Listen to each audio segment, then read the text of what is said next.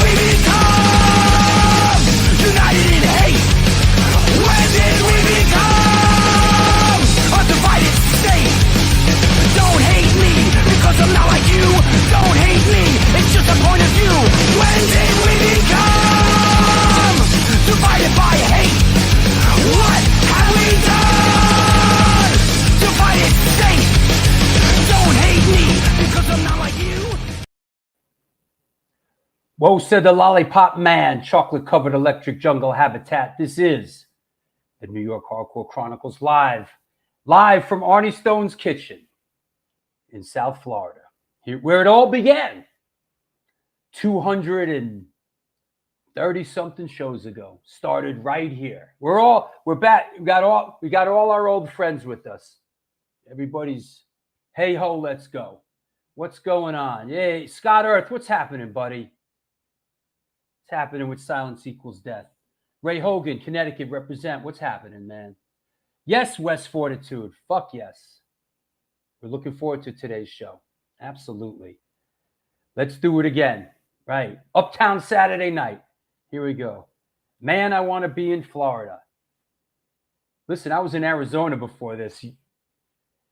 Yeah, Florida's, What's happening in Philly? Yeah, man. Philly's going off these days, All right. What's happening, Jose? ¿Cómo está?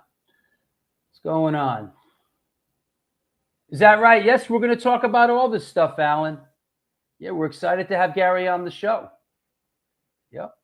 Big sniff. We're going to talk about all that and more on the New York Hardcore Chronicles today. Sponsored by New York Hardcore Comics, The Organic Grill, The Texas Silver Rush, Generation Records, 126 Hardcore Clothing, Grunge and Grime Soap Company, and DTFM Vinyl Distro. Hey, Whitney, what's up? What do you mean no one wants to be in Florida? Florida's all right. I mean, New York is, Florida's pretty safe where I'm at. No, I didn't see the rocket launch last night. No, I'm down here sort of in my own world. We're taking care of my dad, and he's struggling a little bit. And so I'm sort of not keyed in with rockets that are getting launched or, my schmuck, the knuckleheads that I'm in a band with that are mixing the record right now. I'm sort of out of it a little bit, Yes, rest in peace, Keith Levine. Public Image, and of course was one of the founding members of the Clash. A lot of people don't know that when the Clash started, they had three guitar players. They had two guitar players. I guess Joe Strummer was just singing, but it was Keith Levine and Mick Jones. Drummer Mike, what's up, man? Speaking of guys I'm in a band with. Yes, Chris. All right. What do you say we roll up our sleeves and do what we love to do? And that's talk music, uh, you know, community and culture. That said, let's bring on the hardcore shutterbug. Hello. What are you, a walking billboard? I am. I am. Got to give them credit Hi. for making a hat that fits on my big head. Listen, Madball's got to make big hats, bro. Yeah. Because like when Madball's got like a bunch of big dudes, like they got to have big hats, right? Yeah, exactly. Exactly. And you know what? I get a good hat, I'll wear it until it dies. Brick by Brick made the best hat. I wore it for like the first 100 episodes. There you go. Deathcycle for the win right there. Boom. Deathcycle for the win. All right, Scotter says I got one for you, Steve. Oh, awesome. Nobody wants to wear your crappy band's hat, Scott, so knock it off, all right? I will wear his hat for sure. Actually, I'm a big fan of Silence Equals Death, so men in hats. men with hats as opposed to men without What was hats. that song? The Safety Dance. Safety Dance. How did that go? We could dance if we want to. We could dance if we want to. And dance. God. That's funny shit. You know what? Yo, fuck that band. Yo, fuck men in hats, bro. That was Men Without Hats. Oh, was that was the band. Oh. Men Without Hats. Yeah, they're was okay. The band. Men Without Hats, I'm down with. Hey, let's do photo of the day. Let's now, do it. I want a little bit of a disclaimer. Down here in Florida, the technology a little bit different, so don't get spooked, anybody. So, photo of the day, of course, we're gonna touch on Rampage Fest 4, which just happened at the Bowery Electric. So let's start with. I think we're gonna do the whole tour here. Yeah. Yeah. It's a little concrete burial right there. Concrete Burial from New Jersey, right? Yep. So and, we did what we did for those that are across the planet Earth and haven't been to one of these shows. Basically, it's a fest, which I pinched from you people in Europe when it's like a fest. You think it's some big outdoor thing, and you go to a club and it's like, huh? So this is a fest. This is Rampage Fest. There's a stage downstairs and a stage upstairs, and it's staggered. Bands, back and forth. 7 bands per day. Non-stop music. As soon as one band is done, the other band is gone. It starts. It's just running up and down the stairs. Right. So it's great. Hey, Matt Melnick, don't worry, Matt. Matt, you're gonna have a moment in a moment. Yeah. All right. So this is Concrete Burial from Jersey. This band went over. This band went over really great. People really dug them. These guys are really, really good. That's the Neck Scars right there. Is it the Neck Scars or is it? No, I think it's just Neck Scars. I wonder how they came up with that name. Like some recognizable fellows in that band, of course. Will Romeo and the man behind the drums, both from Enziguri as well. That's right. They got like one half of Enziguri in the band. And a little touch of Crippled Urn. And Will was in Crippled Urn, of course. And then Will, and great to see Will singing. Right. These guys. These are our friends from Philadelphia. This is you're the one that steered them in. I did. I got to really tip my hat to Davey Gunner because he's the one who invited us to play together at in Brooklyn with them. They're called the NDD. They're from Philadelphia, and they're awesome. They're really. Amy is just a powerhouse front woman. Great band, fantastic drummer. Just really, really solid, and I'm so glad we finally got them onto one of our shows. Yeah, and, they were cool, and they were super appreciative. They came up and they were good. Back downstairs, we had the one, the only, the triple flying V attack of Fire is Murder. I got to tell you, Ratbones and I were up front watching them. And Ratbones made a very valid point. He said, I'm getting a little upset. I'm waiting for them to do the Judas Priest moment with the flying Vs, and they haven't done it yet. So they got to do that, like breaking the law moment where they get together with the Vs. Yeah, those guys, they're great. they're so good. They're good and getting better. You know. Yeah, for sure. Down And low. there's Matt Melnick in the background. You know. Oh, I see his hand. Yeah. So this is Down Low. Yes. Joe Down Low making his return to New York, and they were great. You know. They were great, and that was very nice. I believe he dedicated his set to his sister. I'm not sure. He said it. I think his sister had just passed, and he had dedicated the set to her. But you know, really, you know, everybody really just like brought their A game, you know, and he makes great faces when he sings. Wait, here he does. Well, no, I have another picture, but I'll get to it later. Oh, there he is. That. Hey, there you are, you bum. Brooklyn. There you go. Little Brooklyn in the house. The great Matt Melnick, guitar extraordinaire, big supporter of this show and, of course, the Bowery stuff. I think the picture on his amp, correct me, Matt, is the picture of you and your newborn son who was playing bass in the band that day. Is that right? Yes, his sister passed a week ago, Matt says. Yeah. Okay. Condolences, of course. Yep. Is that your son in that picture that you had taped to your amp? We'll see. We will see. I did notice the bass player was a little bit younger than everybody else. Yeah, it was Matt. It's Matt's son. That's awesome. Getting like corralled into playing with a bunch of old dudes, you know. A bummer.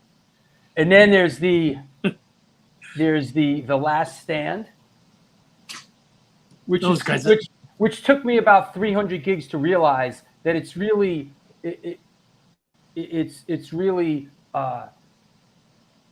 Michael Scondato singing for his brother's band Shutdown. You know, it took me. It's basically Shutdown with Mike Scondato singing. Yes, Matt says that's his son. Yes, he's a good kid. He's a good kid, man. He's a good kid. So nothing like a little new blood in the band, you know. Yeah. Yep. And listen, last but not least, we're going to talk about this band. I have a clip we're going to show later, but this is the Iggy Pop of sort of the infamous Long Island represent Ron Grimaldi from Deathcycle. So. If you're a Long Island hardcore person and you don't recognize Ron Grimaldi, because he's in every single show, he's never changed. He looks exactly the same as he did when I first met him, and he still like throws himself into it, like, you know, he has no regard for his well-being, you know. Yeah, they were really great, man. He needs to get a wireless mic because he almost choked a few people as he was going around the crowd with the mic. And of course, here is our guest. More to come on this, you know. Yes, everyone hashtag Ron Grimaldi. Yep, exactly. Oh, he's rocking the Merciful Fate shirt. I wonder if he was at the show last week, as a matter of fact. Dude, who wasn't at that Merciful Fate show last week? That's a great show. I mean, I think I'm the only one that didn't go to this friggin' Merciful Fate show last week. I know Tristan was there. I saw Tristan posted. Yeah, man. That was their first show in New York in like 20 years. So it was big. Right? Yeah. Huh. There he is. Wait, hold on. I'm trying to get this shit straight. You know, I'm on the old new system. You know. There you go. There he is. Joe Down Low. You know. Hey, shouting out our old friend and supporter, A7 Danielle. Represent Danielle LePage. We love you. Speaking of Long Island, we miss you and we hope to see you soon. You know? Yes. So, Gary was at Merciful Fate. Oh, right. We'll have to talk to you. Right. Who wasn't at Merciful Fate? I'm sorry. I'm sorry I didn't. That's a beautiful room, that King's Theater. Have you ever been there? Yeah, I saw Whitesnake there. Yeah, it's beautiful, that room. I saw Whitesnake featuring David Coverdale, who had absolutely no voice. Well, yeah. I mean, he's been at it a long time. Yo, I love when that. when I'm that saying, 70s listen, era stuff. I learned a lot from that show. You know what I learned from that show? How to do a show when you can't sing at all. I learned a lot. I learned a lot.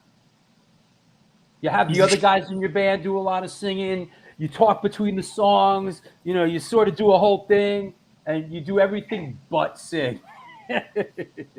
That's it. I know I've posted this many times, but back when I was tour managing for Biohazard, That's awesome. you know, here's me and King and Sub. They played together out in, I don't know where we were, probably like, you know, Germany, you know. So That's awesome. speaking of Biohazard, did you see that announcement? That's been every single post on the internet today had that Biohazard picture. I hear they're doing a documentary. I know a guy who knows a guy. I know a guy. A documentary. Yeah, we'll see. It's time. It's time. It's time. I imagine you opening up like the creaking door and taking out the camera, you know? Bro, it's like dealing with your family again, bro. It's like all the hassles come tumbling in on you, you know, like, oh God. You know. Yeah, but I love those guys and it, you know, so we're getting going. Hey, Vinny Dope, what's up, brother? Vinny. All right, here we go. I'll talk to you in a bit. Are you gonna watch some of the show? It's the Long Island show, bro. Gotta represent. Where are you, by the way? You working? I'm in the office. What's today? Today's Wednesday. Hello. Hello. All right, man. I'll talk to you in a bit. Later. What's happening? Get my notes. Yeah. This is the New York Hardcore Chronicles Live, sponsored by New York Hardcore Comics, The Organic Grill, the Texas Silver Horse, Generation Records, Grunge and Grime Soap Company, DTFM Vinyl Distro, and 126 Hardcore Clothing. It's a streetwear brand for restless individuals who don't compromise. They're about being positive, spontaneous, and true to yourself. Yes, you can do it. For years, they experimented with several printing methods and materials and collaborated with a large number of designers and illustrators, always giving room for fresh perspectives while retaining the hardcore attitude. Get in touch with them. Ramp up your game at www.126hardcoreclothing.com. Come on now, DTFM Vinyl Distro is a record store that specializes in underground music, punk, ska, hardcore, metal, and more. Located in the heart of Fargo, North Dakota's Industrial District. Shop in person or online at www.dtfmvinyldistro.com, where the motto is Death to False Metal. Last but not least, Grunge and Grime Soap Company are a handmade soap and skincare company with a rock and roll spirit. Based in Nashville, Tennessee, they combine their love for rock music and their love for creating products that are good for your skin and damn good for your soul. Since the year of our God, 2019, they've been creating high-quality, natural, handmade soaps and skincare products with ethically sourced and sustainable ingredients. They give 10% of their net proceeds to local and community outreach programs. Visit the website at www.grungeandgrime.com and enter the code DREW to get 20% off your first order. That said, Devin, if you're watching the show, I know I read your wrong DTFM stuff. I'll get with it on the next show. I promise. That said, let's clear the deck. What the heck? And let's bring on everybody behaving themselves in that chat room. Hey, Joe Ackerman, what's happening? Everybody all right? Yeah, it's No Shave November, bro. I'm growing my beard back. Yeah, right. That said, yeah, we do need King Diamond on the show for sure. That said, here we go. Let's bring our guest on. Here we go. Today's guest is an American musician hailing from West Babylon, New York. For close to 30 years as a guitar player in his incredibly proficient career, he is known for his work with the bands Big Sniff, In Your Face, Clockwise, Serpico, John Henry, Sheer Terror, Black Anvil, Deathcycle, 64, and of course, Kill Your Idols. Please welcome, coming at us from Hicksville, Strong Island, Mr. Gary Bennett. Hey, man. What's up, Drew? How are you, buddy? I'm good. How's Long Island? Long Island is quiet today. It's lawnmowers and landscapers, and they're doing the leaves, I guess. They haven't gotten to my house yet, but I'll be doing it myself next year because I can't afford it anymore. So at one time in my existence, I did own a house, and yes, the landscaping. I'm assuming that after the pandemic, like everything else, that just to do the basic landscaping must be like ridiculous now. I just don't want to do it anymore, but I have to. Yeah. My son's 10 years old. He'll be 11, and I think that's the time to start getting him to help you in the yard. Yeah. And show him what life is about. Hey, listen, man, that's what kids are for, bro. They're just basically our personal slaves. You know? So exactly. I mean, no, there's that window. There's that window of opportunity from like when they're 10 to when where you basically you're an indentured servant, I'm trying to get him to come to more of my shows so he can carry my stuff around because I'm getting too tired of carrying it. He wasn't at the show on Sunday, right? No, I wanted to bring him, but he had something else to do. So wait, I have he's been to plenty of my shows though. And I'm assuming that we are talking about your son Donovan? Yes. Oh, that's him. Yeah. There he is. But this is a couple years ago. That is with Sheer Terror. And it was a real big show. Oh, doing it for Dave. Oh yeah, sure. Yeah. Sure. That was that show. Really big show. That was the one down in Asbury Park, right? Yes. Yeah. Because Dave passed away. It was a real Dave from Vision. Yes. Lori Dawn says if they can walk, they can push a lawnmower. There you go. That said. All right, let's chop it up a little bit. Did you grow up in a musical household? How did music come into your life? From every direction possible. Like my dad was just really into music.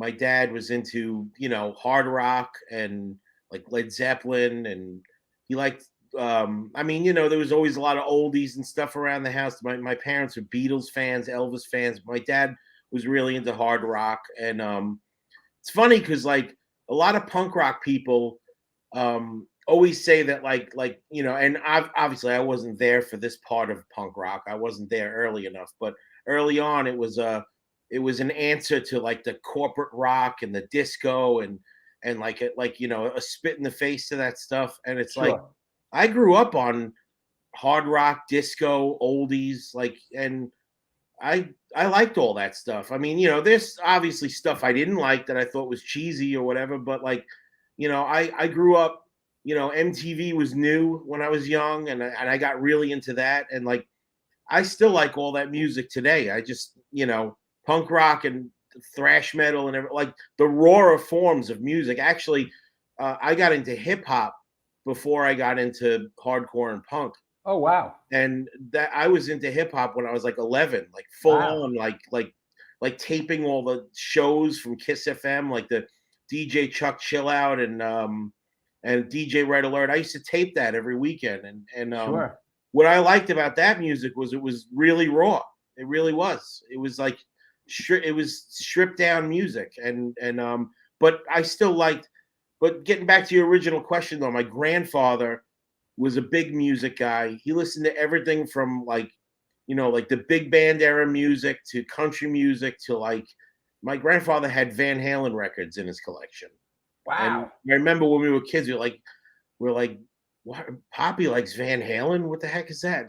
Poppy likes Van Halen. Yeah, that's cool. And we're like, why do you like Van Halen? And he said, why wouldn't I like Van Halen? He's like, this is a lot like my music. It's just got guitars in it, Sure.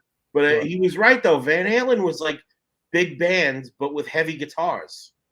If you really think about it, the performance, David Lee Roth, everything, he was right about that. I think something can be said for, growing up out in Long Island and just sort of I think along around, I think about a lot going on musically. You know what I mean? Like just in the air.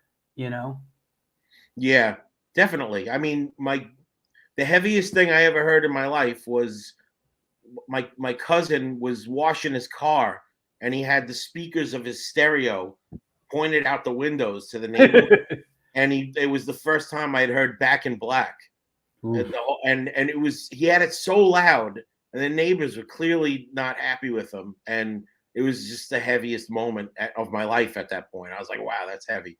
But like, hey, Andrew Orlando, you're the man.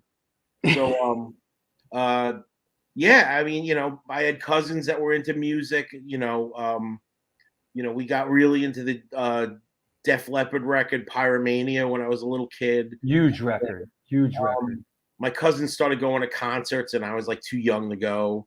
Right. So I was a big Twisted Sister fan. Yep. Ray.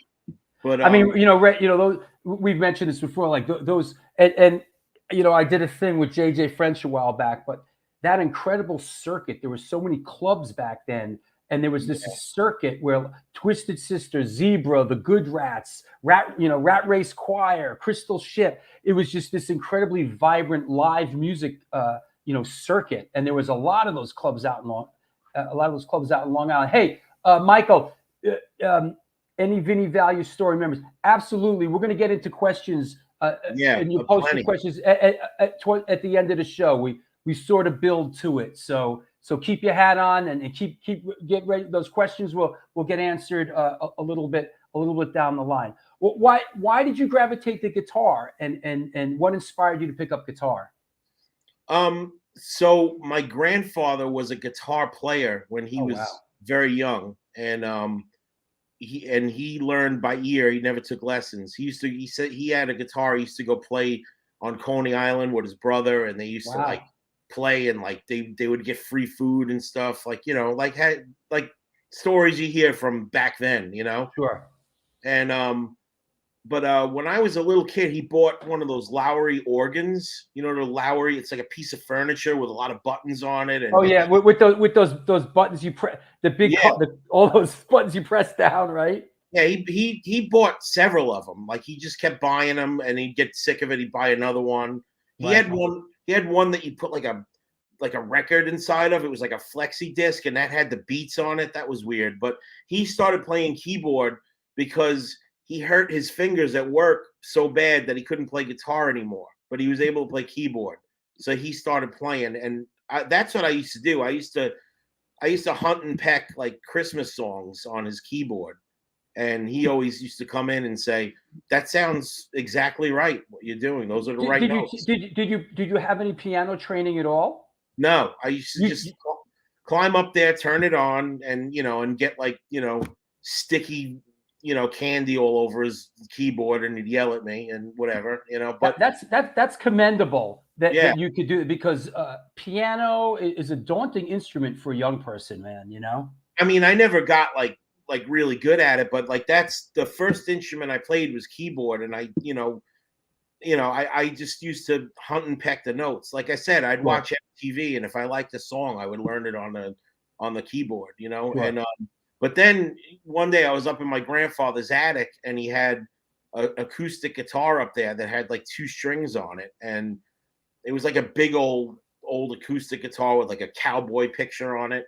And I couldn't fit my hand around it, the correct way. So I used to lay it on my lap and just play it with my thumb. And I like hunted and pecked the notes to like Star Wars or something like that on one string. Like, and he was just like, you're doing it all wrong. And then he's like, you need a guitar with 6 strings on it. And then he took me down in his bedroom, and he pulled a guitar out from under his bed. It was a Silvertone that's in the case, like from Sears, from like the 60s. Yeah, sure. Classic. Yeah, I still have it, but like, wow, it had all 6 strings on it. And then he said, hey, you can play with this whenever you come over. So I just started doing that. And then when I learned totally on my own. He taught me how to tune it, showed me like 3 chords he knew, and then he said, that's all you need to know. You'll figure out the rest. And that's what I did.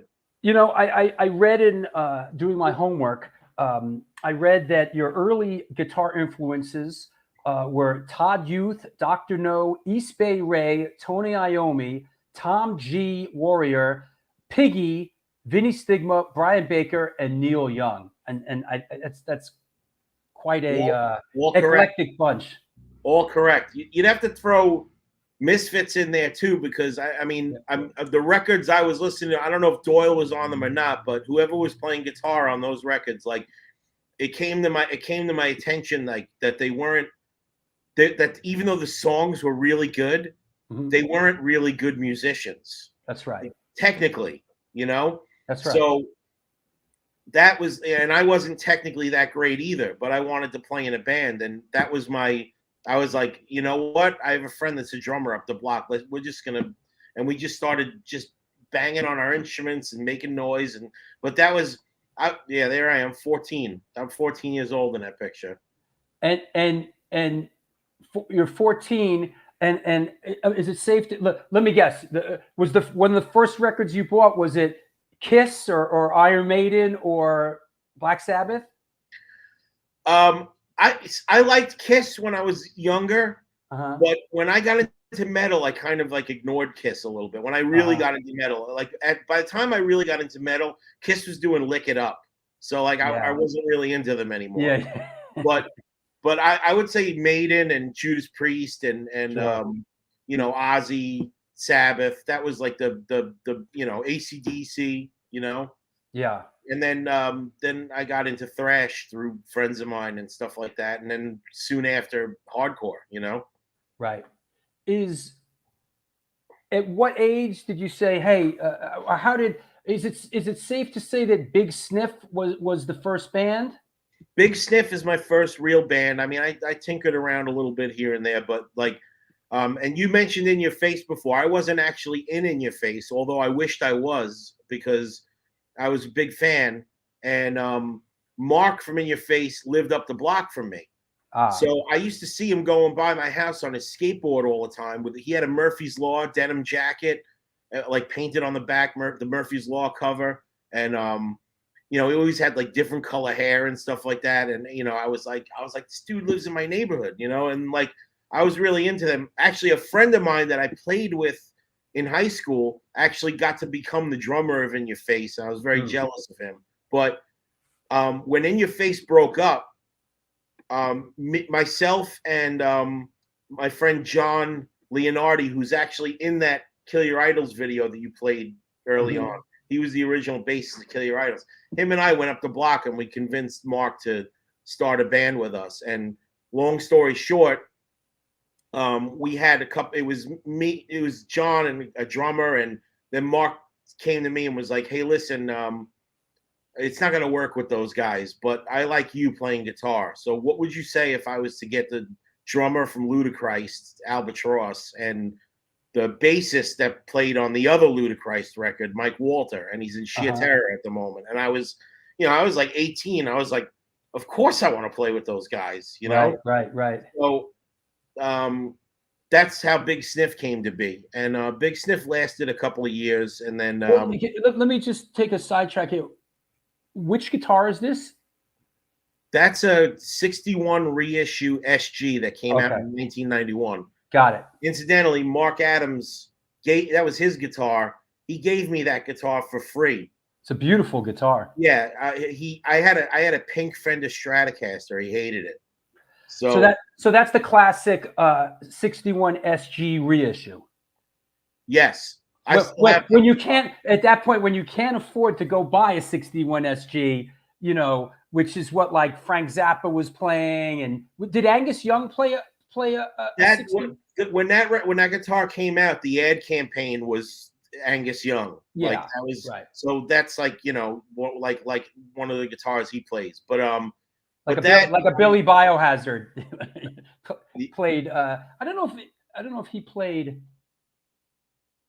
a 61 reissue, but yeah, it's a Gibson. He's got. When I used to see Biohazard, I used to see always Billy had SGs, and I have to give Billy props for a moment because Billy, there's Bobby and Billy. Billy is the blonde haired guy. Yeah, Billy played the SGs. Yes. So he had he always had SGs, and he always had this fine tuner bridge on the SGs. Yeah. And I went. That's been like people always like comment on. Oh wow, that's yeah. Look at that picture. Look at the flannel I'm wearing. What the heck is wrong with me? So what do you call it?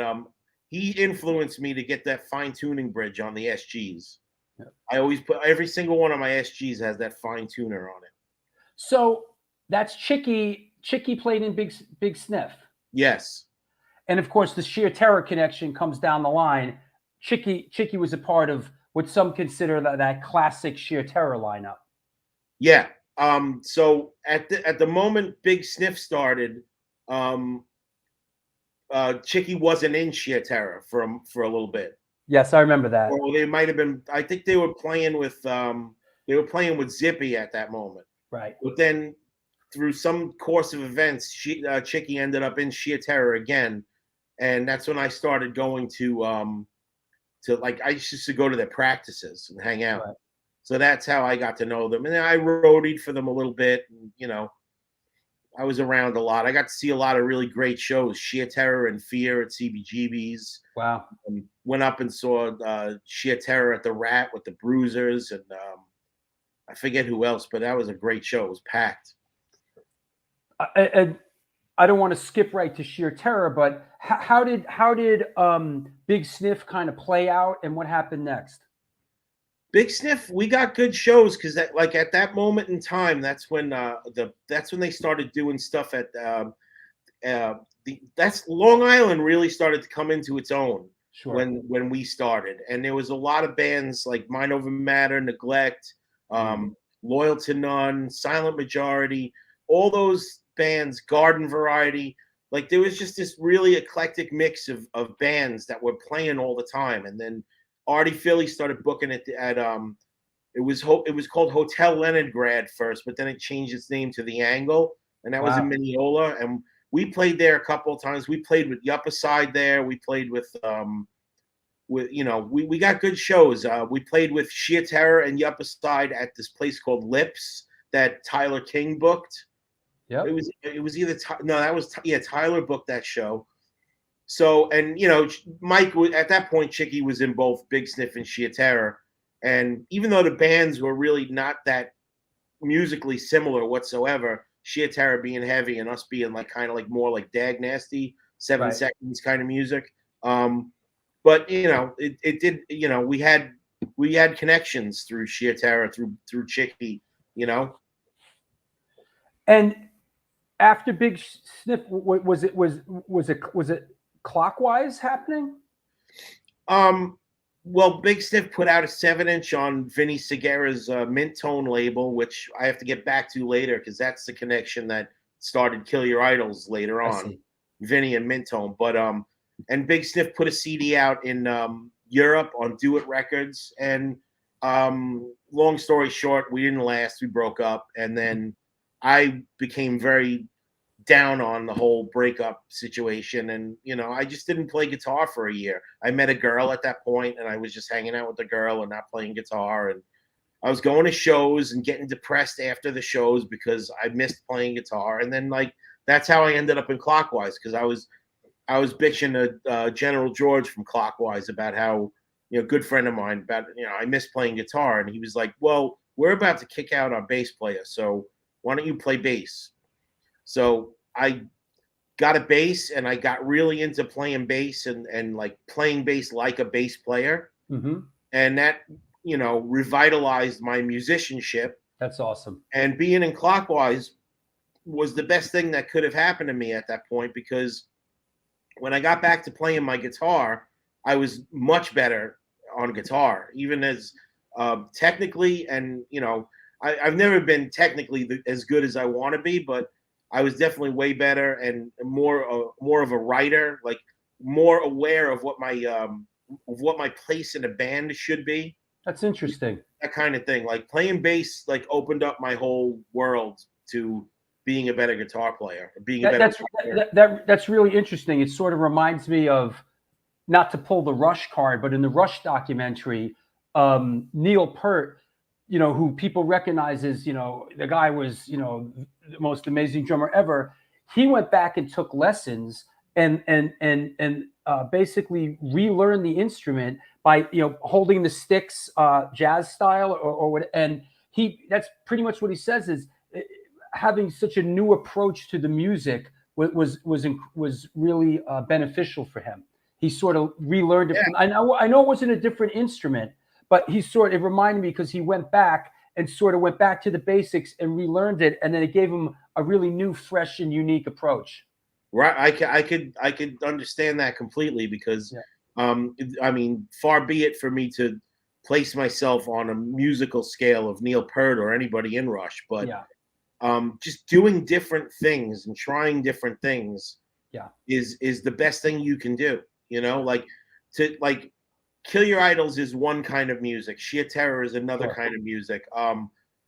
Big Sniff was, and John Henry are similar, but like not. You know what I'm saying? Like, yes, you do different styles of music. Like some people get upset. Like, oh, you're over here. Like, you become a better musician by immersing yourselves in different kinds of music. I mean, for the most part, all I am is like a hardcore guy or a metal guy at best. But Kill Your Idols to Black Anvil is a whole other world. It's a totally different world, Right. And I take pride in the fact that I could do different things, and I'd like to continue to try and do different things. Absolutely, and later on we'll talk a little bit about I have a little take on just watching you play on Sunday, and Whitney, our friend Whitney asked, what kind of bass did you get when you sort of re-entered? It was a Squire. It was a Squire jazz bass. Right. It was and it didn't sound that good, and then I dropped it and it cracked, and then the body cracked. I dropped it, hard, and the body cracked, and then I just screwed it back together, with plates and and it sounded great after that. Go figure, right? I started playing it. Yeah. Go figure. Now I know you did a tour with Serpico, right? Yeah. How did that come about? So Serpico played on Long Island, and at that point in time, I had John Henry going, and Kill Your Idols was in the very infancy of Kill Your Idols, and I had all my eggs in the John Henry basket. That was Mark that sang in Big Sniff and In Your Face, and it was Ernie Parada, Ernie played drums, and again Ernie. Man, I'm glad I know that guy because, for whatever reason, it didn't work out, me being in John Henry. Playing with Ernie, again, taught me so much about music. Writing those John Henry songs with him. And, well, he wrote most of the stuff, but I don't know, just his perspective, his take on writing and what you should do in the studio even. I learned a wealth of knowledge from Ernie. He's a great musician, wonderful musician. I think even before he creative guy, as you can see, I mean, he's a true Renaissance man.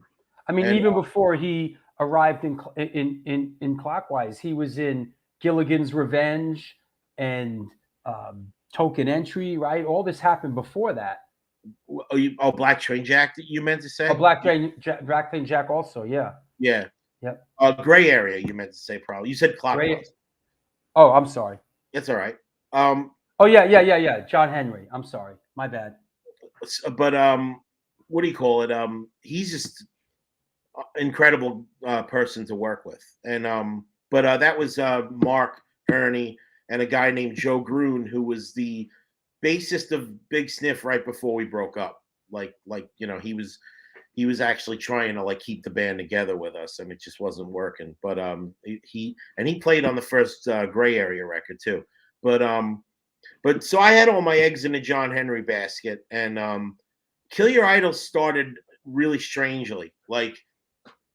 My friend Vinny that put out the Big Sniff 7-inch kept telling me, you have to meet this guy Andy. He wants to do an old school kind of hardcore band. And I told him, you were the guy to work with because, I'm into, 7 Seconds, Negative Approach, Dead Kennedys, that kind of stuff, So I met Andy a couple times, but then like finally we got on like a conference call, and it was Andy, myself, Vinny, and Ron Grimaldi was on the conference call. The And infamous Ron Grimaldi. yeah, Ron was to be our drummer, and I never heard Ron play drums before, and I only knew Ron from shows. I only saw him at shows. I didn't really know him at this point. Sure. So, but I mean, Ron was unmistakable. You go to any show, he was the guy standing there with his hair in his face throughout the whole show. Wow.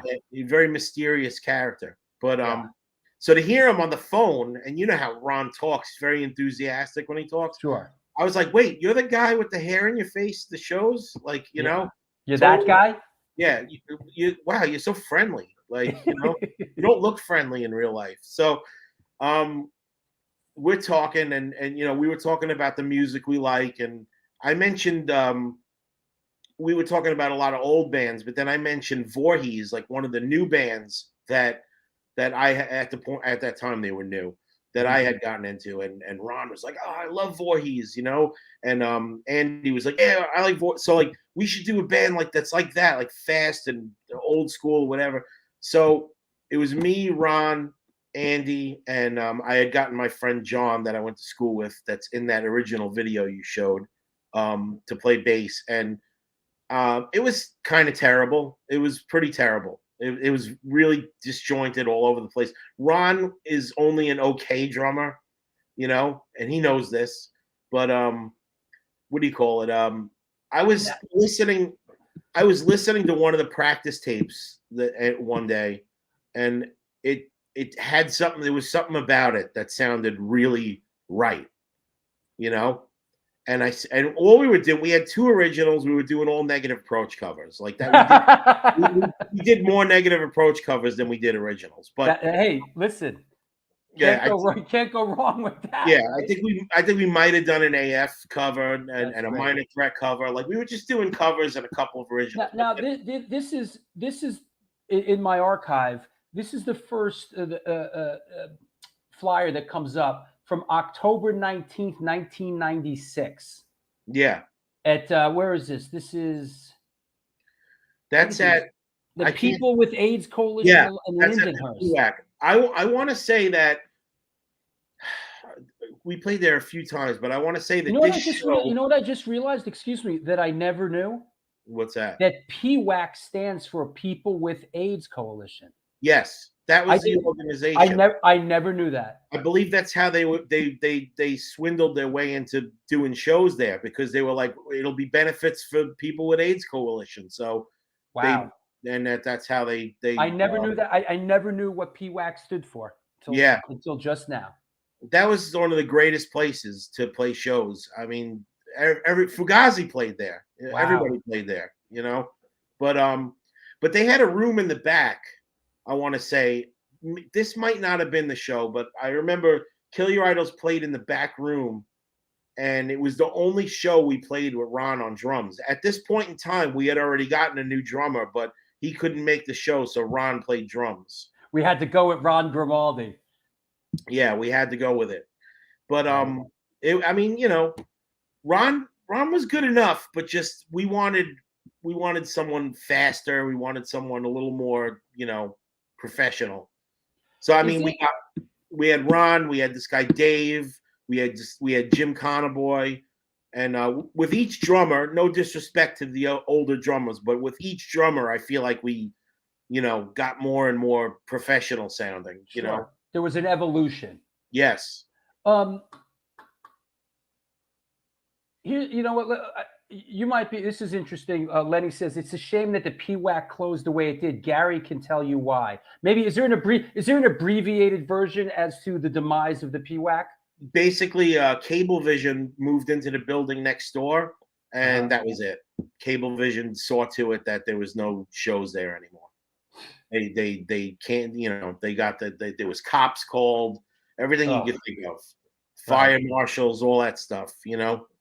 That sucks, man. Yeah, I mean, that's what happens. I mean, it was in an industrial area, but it was on the corner of like 109 and one of those industrial streets. And what was that, Lindenhurst? Yeah, Lindenhurst, Farmingdale. I think the official address was Farmingdale. Yeah, I can't imagine what neighborhood that was in. in that out there. Yeah. Yeah, I think the building was unoccupied, and then Cablevision moved in, or Right. it was a business that was closed at some point during the day, and the nighttime didn't matter there. But once Yeah. Cablevision came in, that was when they started having problems. Gotcha. Well, Thank you. Here's another flyer that's pretty interesting because it seems from my perspective, there's like 3 bands here that you have played in, and I'm just wondering, you know. so when I joined, I had left John Henry at some point. Right. And then Kill Your Idols was the band I had all my eggs in a basket, because remember I told you I listened to the tapes and I said, we can really make this really good, and we did everything we could to make it as good as we could make it. And then we made a demo and all of that stuff. But I ended up in Sheer Terror, and there was shows booked, and then that show was like a afterthought. Tyler King booked all the shows. He booked us in.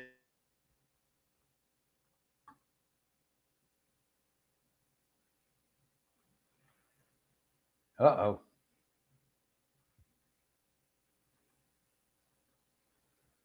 All right. Well, I guess it's time for a sponsor break, isn't it? This is the New York Hardcore Chronicles Live. Are you back? Yeah, did we have a glitch of some kind? Yeah, there's a glitch. But let's get through this and I'll take a break. But wait, I got a photo to go with that. How's that? Boom. That was up at Valentine's in Albany. I believe. You have an incredible memory for where this stuff, for where the photos are taken from. It must be the Monster Energy drink, because I normally don't have that good of a memory at all. And also, your draw, your T-shirt draw goes deep with the Iron Maiden shirts, bro. Yeah. Well, I love them. Yeah. I do got to say though, the last show I took my son to, which was great, it was nowhere near as good as the Merciful Fate show that just happened. That was unbelievable.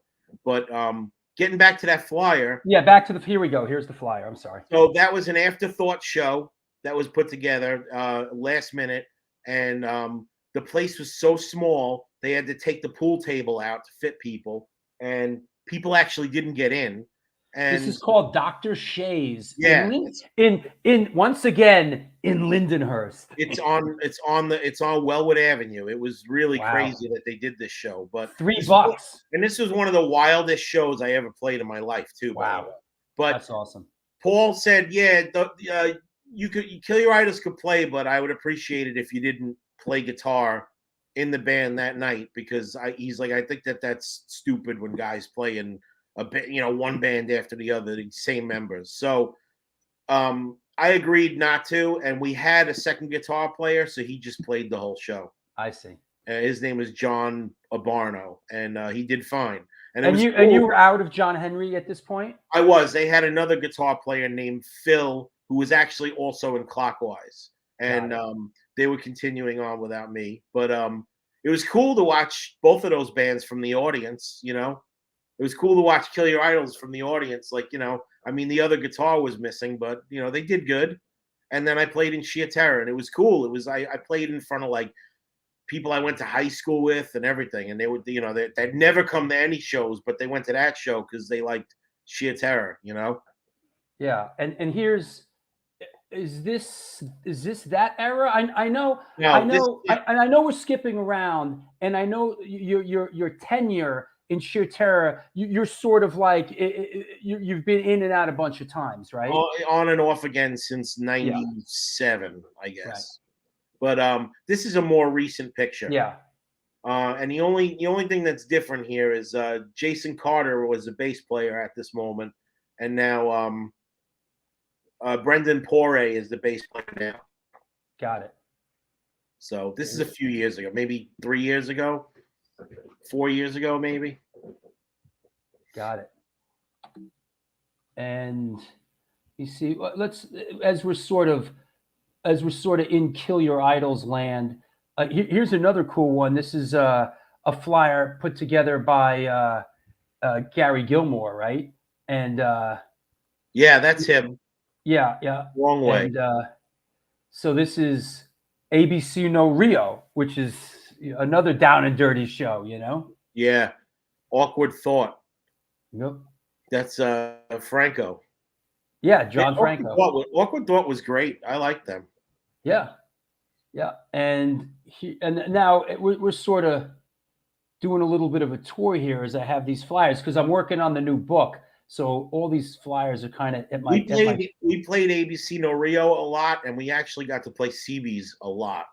Like people talk about CBGBs. Like if you talk to regular people and they bring up CBGBs, I always stick in. I'm like, I've played there at least 25 times. They're wow, like, that is a lot.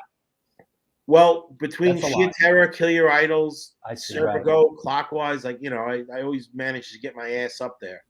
Yeah. Here's a Coney Island High, right? Yeah. Yeah, Coney Island High. And this is sort of a I don't want to say typical, but this was inhuman, maximum penalty, no redeeming social value, Kill Your Idols, Home 33. I mean, Reach too. I remember them. Yeah. We played with No Redeeming a few times back then. Definitely. Right. More. We played with them a lot back in the day. Here's another flyer from the same show, but I think this was made by No Redeeming, so you could tell any No Redeeming flyer has it's like a Chinese food menu. There's like Chinese food on it. Those guys, for the book I'm working on, the singer, Dean, gave me his flyer collection to scan. And this is like an original flyer they made the copies off of. They made some of the funniest flyers, those guys. Yeah, totally. Yeah. And that's our connection to Vinny, is No Redeeming, and Gray Area, and actually, the current lineup of Kill Your Idols that got back together a few years ago and stayed together, we kind of owe that to Dean a little bit because me and Mike DiLorenzo and Vinny Value, who were the current Kill Your Idols guys, we did a show of cover songs. We called it Hardcore Jukebox, and we did that at Amityville Music Hall. And we did all like Warzone, we did Cockspara, we did Agnostic Front, we might have did a Chrome Egg song, whatever. So, we did all covers. And Andy we said, hey, we should do a couple of Kill Your Idol songs and just get Andy to jump up there. And, so Dean sang most of the set, but Andy came and did the Kill Your Idol songs. And, we gave the money to charity. And, nice. And a week later, Christian McKnight, who does shows at Irving and stuff, he called me up and he was like, "Hey, you want to Kill Your Idols? Want to do direct support for Dag Nasty?" And I said, "Well, Kill Your Idols isn't really together." And he goes, "You just played the other night." I said, "Well, that was a cover set." He's like, "I saw 4 guys from Kill Your Idols on stage." Right. He's like, "So get that lineup to do direct make it happen." For Dag Nasty. So that was it. That was our way back in. Like we just right. And once we did that, we had so much fun doing that. We were just like, why are we broken up? People have fun doing this stuff. That's how it goes. And this shot with you with Vinny, any idea where this is from? It's in Antwerp, I think. Oh, wow. It's like that. Yeah, we went there for 2 days. The guys from Lintfabrik put us up in a hotel, and we played the same club 2 days in a row. Nice. And then we went home. That's awesome. Which is kind of the way I like to do it these days. I'm not really I can't tour. That's why Sheer Terror was in Europe without me, and I can't do more than a weekend really. Sure. Alan asks, Kill Your Idols, the name came from Situation Chaos? Is that right? Situated Chaos. That's, again, getting back to that conference call with Vinny Segura and Ron and Andy. that was the birth of Kill Your Idols. I see. Vinny was instrumental in getting me and Andy together. So Andy and I started hanging out a lot, brainstorming, writing lyrics, like, listening to hardcore, just like, hanging around his apartment. And we would we needed a name, and we went through a few stupid names. And finally, we were looking at the Situated Chaos record, and they had a song called Kill Your Idols. We read the lyrics and we were like, this is kind of like what we're about. Let's just, everybody always thinks it's a Sonic Youth reference, but it's not that we don't like Sonic Youth, but it was more because of Vinny. Yeah, Vinny, we owe him royalties for using a name. I'm sorry. Of course, Vinny Value, rest in peace, who played with you guys in Warzone and a lot of others. Yeah, Vinny, we lost Vinny, I guess it's 3 years ago now. Mm-hmm. It lives with us every day, I mean, it's we all took it pretty hard. I mean, he was going through some really rough times before that happened. And basically what happened is he actually quit. He actually quit right before he passed away, which was strange. Right. But I don't know. I have so many mixed feelings about it. I'd rather talk about all the good things about Vinny. Vinny was hysterical. He was funny. He was very creative. I would put, as far as being a songwriter goes, I would put him up there with Ernie. And and maybe that's why Gray Area was so great, because between him and Ernie, it's just a wellspring of creativity. But we always loved Vinny, and we always loved the way he played drums. And he could just he didn't even play any, like, his drums are his instrument. He didn't play bass or guitar or anything, but he could pick up one of those instruments and just with one finger go up and down one string and write a really great song. Wow. And yeah, he'd start coming up with vocal lines and everything. And, that would be the extent of it.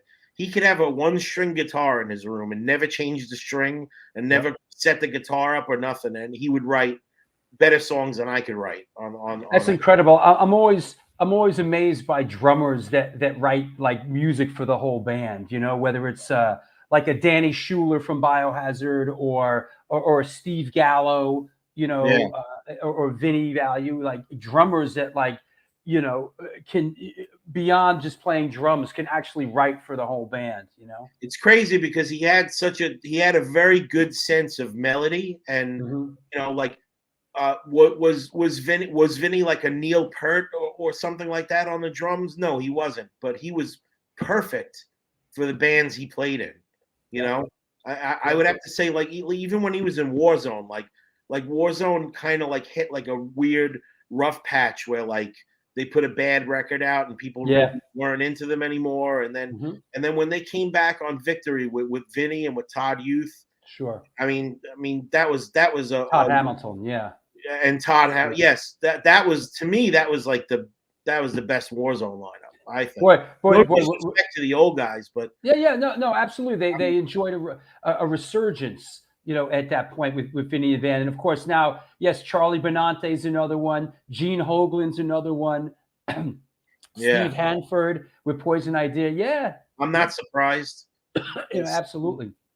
Yeah, man. Hey, let me take a sponsor break here.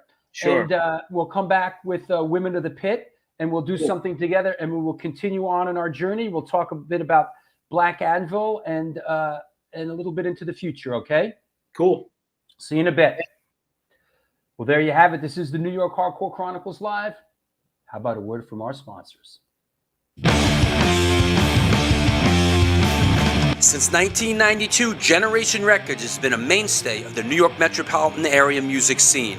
Today, they offer a diverse selection of new and used rock, jazz, indie, hip-hop, punk, hardcore, metal, blues, soundtrack, and reggae LPs, as well as t-shirts, posters, and other merchandise.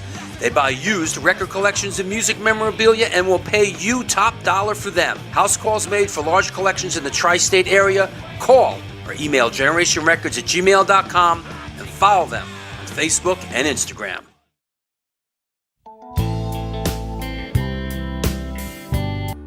Hey guys, Vlad from Organic Grill. As you can see, we're in a new location on West 3rd Street, right by Blue Note and Comedy Central. The place is bigger, kitchen is bigger, we have more varieties, more food. We are looking forward to treat you guys with great dishes. All Hardcore Chronicles, welcome to Organic Grill. We are going to serve all the events as we usually do, and we are happy to see you guys.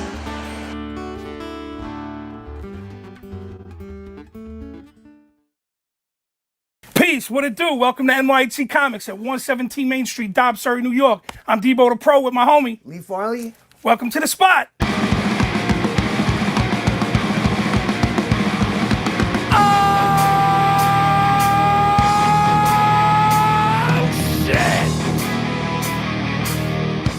Specializing in yesterday's and today's comic books, rare CGCs, toys, collectibles, Got skateboards, old school tapes, Magic the Gathering, Warhammer. video games, original art pieces by your favorite New York City and worldwide artists. Let's go. Skate decks all day, baby. We also have the young reader section here for like 10 and under. The Pops. People love the Pops. Star Wars. We are New York hardcore. We always rep the scene. Let's get it on.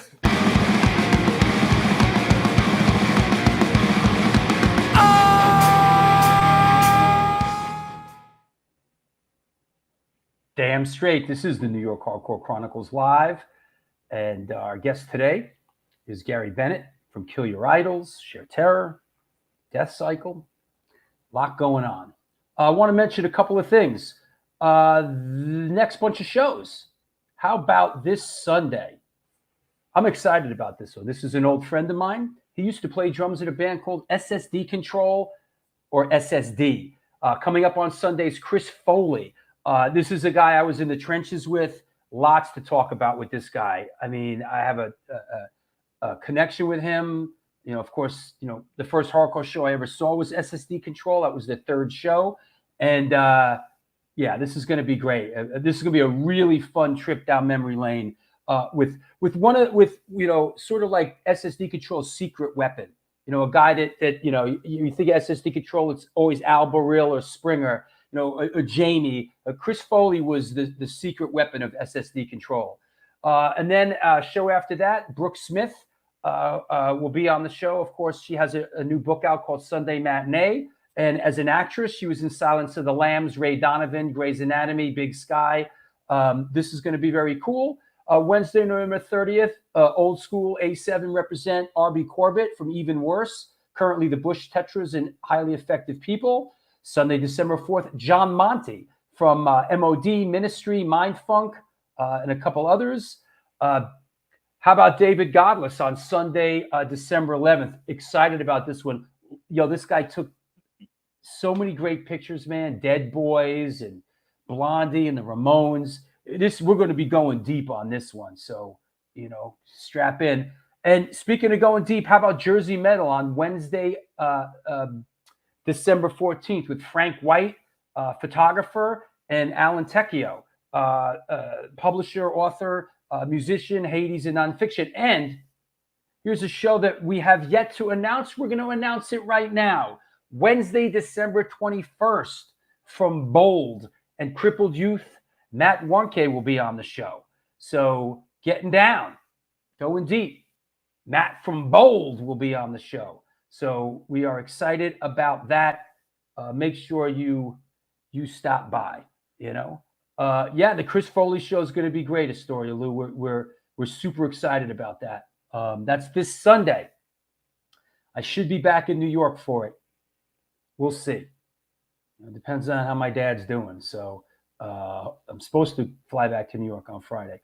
That said, let me get rid of that. What else? We're covered. Hey, if you're watching the show could use your support. There's a Patreon page. There's a PayPal address. There's also a super chat function. Please support the show so we can continue to do these shows at the level that we have been doing the shows for 2.5 years. So it's your support is what makes these shows happen. I don't know what else to say. Support the show, please. That said, let's clear the deck and let's bring on our guest, Mr. Gary Bennett. Hey, man. Hey. And let's bring on the Women of the Pit, talking about Lori Dawn and Gina Marie. Hi. Hello, hello. What's going on? Speaking of Long Island, what's up, Lori? I know. How you doing? It's a takeover. Yeah, I'm the outsider today for sure. Yeah. Long Island people. There you go. You can make fun of my accent today. Yeah. All You right. make fun of your accents every day. Where in Long Island did you grow up, Lori? I grew up in Massapequa. You sound like you're from Massapequa. Matzo pizza. Is there like different Long Island accents? There is. Massapequa stands out. Yeah, I think there's a lot of Jews and Italians there. So we used to call it matzo pizza. Yeah. Lenny says, say the word quarters, Lori. Quarters.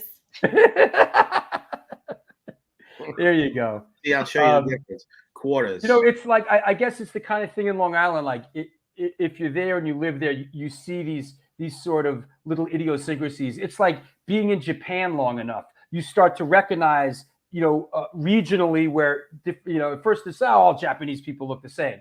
But then you start to realize, okay, those people, I get it. They're from the north. They're from the south. You start to get acclimated. Yeah, I think it's really like the New York accent is disappearing, and if you want to still hear it, you have to go out to Long Island. There you go. Well, they say, listen, if you want to shoot like a film in New York, go to Toronto, because Toronto now, like everything you see on TV that's like New York is shot in Toronto, because New York doesn't have the what do you call them, the fire escapes and all that shit anymore, Right. Let's talk about. Hold on, let me shift everybody around a little bit. Let me get your little banner on there. It's Women of the Pit Spotlight time. Let's talk about this particular band. What have we here?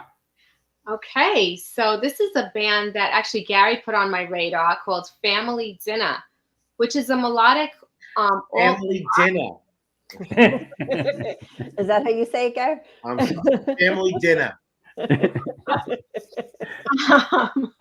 It is kind of an alt rock project that grew out of a Long Island hardcore bands called Flesh Prison. Flesh Prison.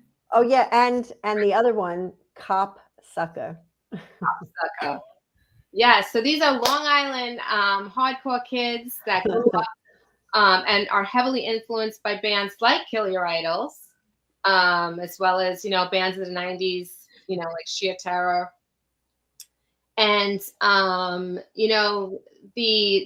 guess what I like the most about this, listening to Flesh Prison, going from Flesh Prison to Family Dinner, is the range of vocals that Natalie, their vocalist, has. She goes from like these brutal gloom doom hardcore vocals to this beautiful melodic, alt rock voice.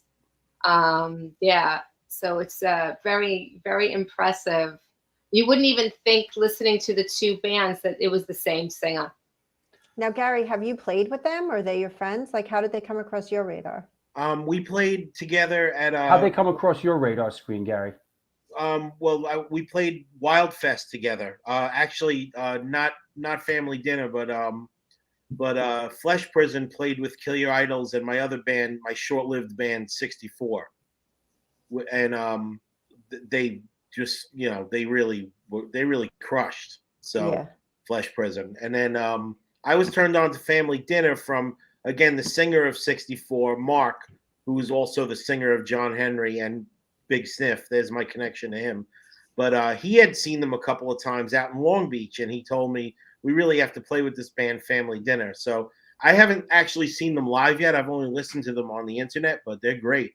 Mm-hmm. And it really blows my mind that was the same singer from that Flesh Prison band that was so much heavier, And the guitarist too, Is Same it? Oh, okay, yeah. cycle. Yeah. So, the songwriting from like this brutal, gloom doom type hardcore band to this alt rock, heavily influenced, I would say, by like 90s bands, kind of has like a little bit of like, it has a little touch of grunge, a little touch of alt, a little touch of Yeah. They also Definitely. said that they were influenced by like the Stooges too and Iggy Pop, so they have some I could punk see roots that. there too. Yeah. They just that other photo that I shot. They were playing Irving Plaza, right? Yeah. And they were playing Irving Plaza with the Lemonheads, right? Yeah, they like That's them. great. Yes. Very diverse. Very That's diverse perfect. musically. I think it's funny too because they had those other bands that they all were into and they started this band as a joke and then or just like, when nothing else was happening with the other bands, they were like, "Oh, let's just get together and play." And then of course this is the band that got all the attention and Things happen like that sometimes, right, Yeah. Gary? You never you kind of go sometimes with something because it's fun, and then go figure. That's how Kill Your Idol started. It was purely just fun to do, and it didn't really matter at first. I mean, I thought, like I said, I thought it sounded terrible at first, but I got along with everybody involved, and I became great friends with Andy very quickly. And then one day I was listening to the tapes, and I was like, this really has something, actually.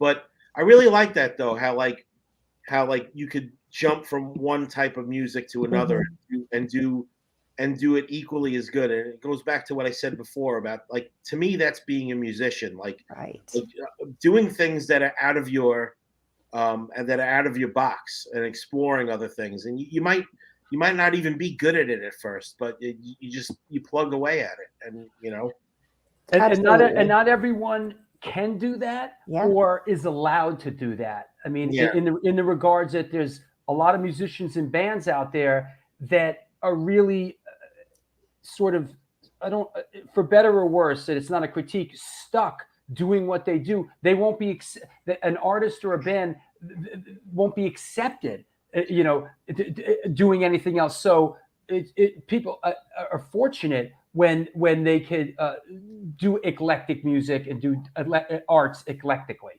Yeah. I think it's very brave to because you have like a fan base. They're here. Yeah. Oh, yay! Hey. Awesome. That's cool. There you They go. can't all be family dinner, they say. See that? Right. Yeah. There you go. So but yeah, that's. I mean, just like this show. This show was put together as let's do something artistically and fun, and sure worked out. But sometimes you got to go with your heart. Exactly. Yeah. And they do want to get back into harder music as well. So their heart's still in it. So they're just doing a little thing right now. They got a couple of dates coming up in early December on Long Island, Pennsylvania, New Jersey, Massachusetts. I'm going to try to catch them in Massachusetts. Yeah, I have to, if they're playing, I have to go out and see them finally, because they're really good. Yeah. There you go. Where are they in Jersey, Laura? Do you know? Asbury Park. Oh, okay. I'll send you the flyer. And actually, everybody check them out. Check out both bands. Check out Family Dinner. Check out Flesh Prison. They're on Instagram. And, I always do a feature afterwards on our page. So I'll have all the links to their stuff. So Cool. Hey, I want to take advantage of this opportunity, Lori and Gina, to announce that we are co-hosting a film screening. An American film premiere is happening Wednesday, December 7th. The film is called At the Matinee. It is actually an Italian documentary about the New York hardcore scene that was done a couple years ago. It's finally making its way over here. I am hosting the Q&A. After the screening, there'll be a Q&A with Walter Schreifels, our good friend and supporter from Gorilla Biscuits, Quicksand, and Youth of Today, and Olivia Forsyth, another one of our friends and supporters. And it is at the Nighthawk Cinema in Williamsburg this time. And the date is Wednesday, December 7th. Tickets are not on sale yet, but they will be on sale soon, and we'll make that announcement. No, it is not in Italian. No, it is not in Italian. It is in English. Larry Kelly will be there. Great. It is in English. I'm in it. Walter's in it. Olivia's in it. Ray Capo's in it. It's an interesting film. It's like it is an Italian sort of Valentine to the New York hardcore scene in that era. So it's very interesting, and it's a good film. So we'll keep you we will keep you updated on that. And I want to say our another good friend Jonathan Buskey says, and just in talking about what before, Kill Your Idols sounds nothing like Deathcycle, which sounds nothing like Black Angela Terror. All bands you've helped shape. You're a top tier musician yourself, Gary. Absolutely, yeah. Yeah, cool. And I want to say, anybody out there, support the show that Buskey and Hoya do, the Smoke and Word podcast. It's a great show. It's one of my favorites. And please support them. They got the a Hard great Corner. They do the Hard Corner too. And the Hard Corner, correct. I'm sorry. Initials THC is not an accident. Right. The Hard Corner. And Buskey does a great job doing his part of it. Yeah. So hey, that said, Gina, Lori, thank you so much. Wait, real quick, I have a funny story for Gary. I don't know if you've ever heard this one. Please. But I have a friend, Pedro. He's a roadie, which is why they call him Pedro the roadie. And he was working one time for Kelly Clarkson. He does all the big shows. And he had a Kill Your Idol shirt on. And she saw that and immediately called security and kicked him out. And he was like, but wait a second, because she was an American Idol. So she saw the Kill Your Idol shirt and that was it. He got boosted right out of the thing. And he was like, what are you talking about? It's a band. They're a hardcore band. And she didn't want to hear any of it. So that's so crazy. He's actually proud of that story. So ooh, that's crazy. I know, right? Yeah. I get Facebook and Instagram taking stuff down because I hashtag Kill Your Idols, or like the biggest one we just played with it was Kill Your Idols, neighborhood shit, school drugs, and they freaked out. They were like, because all those words can't be in the same post together. Yeah. I don't know who they got checking these algorithms, but there has to be. It can't be a human being that actually. It's not. No, unless it's a human being as irrational as Kelly Clarkson. I'm real careful, man. I learned the hard way a couple of times. Now I'm real careful about sort of the words that I string together on social media. Hey, while you guys are here, Women of the Pit, here's another one that we're doing together. This is coming up Saturday, December 3rd at Generation Records, and Women of the Pit proudly present. It is the Brooke Smith book signing.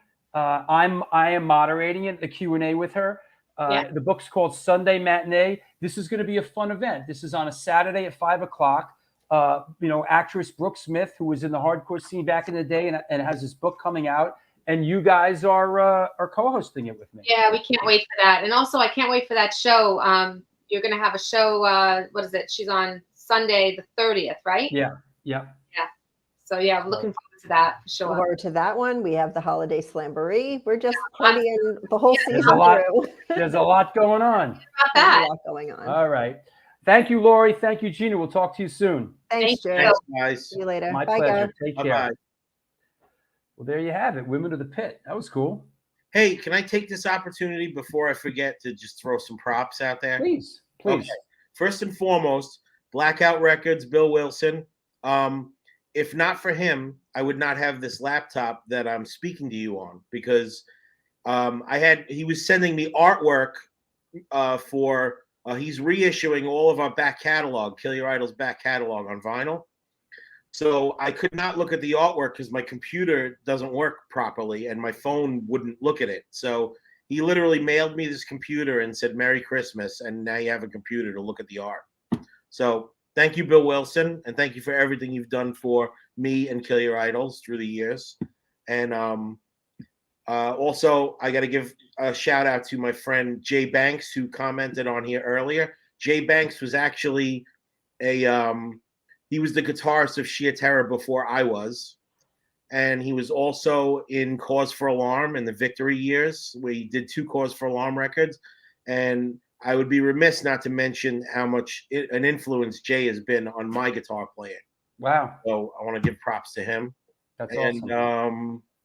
I want to give props to my friends, my close friends, Paul and Rafe, and Sauce, and Black Anvil, who are on tour right now with Cannibal Corpse and playing huge, awesome shows and killing it.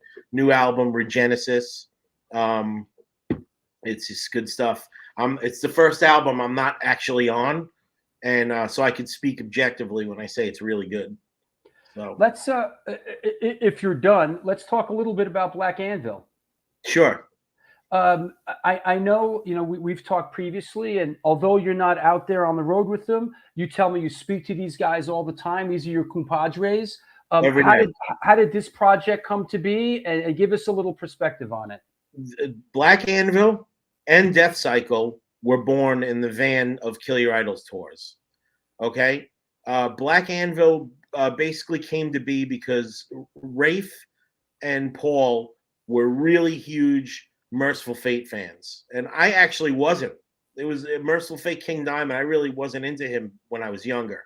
Mm-hmm. These guys punished me into listening to Merciful Fate, and then finally I just got it, and I love it now. And best concerts I've ever seen, by the way, King Diamond and Merciful Fate. But what do you call it? And just like Jawbreaker, I wasn't a Jawbreaker fan until Andy got me in the van and punished me into liking Jawbreaker and Grateful Dead, actually, too. Oh, right on. But we talked heavily about doing a metal band, and Paul was real big on black metal. So was Rafe. Me, not as much, but I like a lot of it, but clearly not as much as they do. I'm more of a death metal guy, actually, if we're gonna split hairs. But Sure. But we got together and we worked on it, and we tweaked it out. It took us about a year to get it to where we could play shows, because we had to all three of us had to come up musically to pull it off. It took a lot of work. And then our first show was with Wasp. Wow. It was really cool. But Rafe had to step up on drums. He had to learn double bass. He never played double bass before that. Paul had to learn how to sing and play bass at the same time, because we made the conscious decision not to get anyone else involved, because we felt like the three of us had the idea and the dynamic, So Black Anvil initially was a 3-piece. Yes. So, wow. And a power trio. I'm really proud of everything I've done with Black Anvil, and like I said, we all rose to the occasion, and they continue to expand musically. And really, the only reason I'm not involved is because I can't tour when I can't. Unfortunately, I cannot go on tour with Cannibal Corpse for a month. I wish I could. Look at the hair on this kid, huh? That's actually the Black and Blue Kill Your Idols return. We came back after 7 years broken up. Oh, I thought this was a Black Anvil picture with the hair. That's Black Anvil Gary, and that's Black Anvil. That's 7 years of hair growth. Yeah. From the time Kill Your Idols broke up to that moment where we returned to the stage. I see. So we were still in Black Anvil mode at that point, and I'm thinking of growing my hair back, because I still have all of it, and it's very lustrous. Bro, if I still had it, I'd be growing it long. Yeah.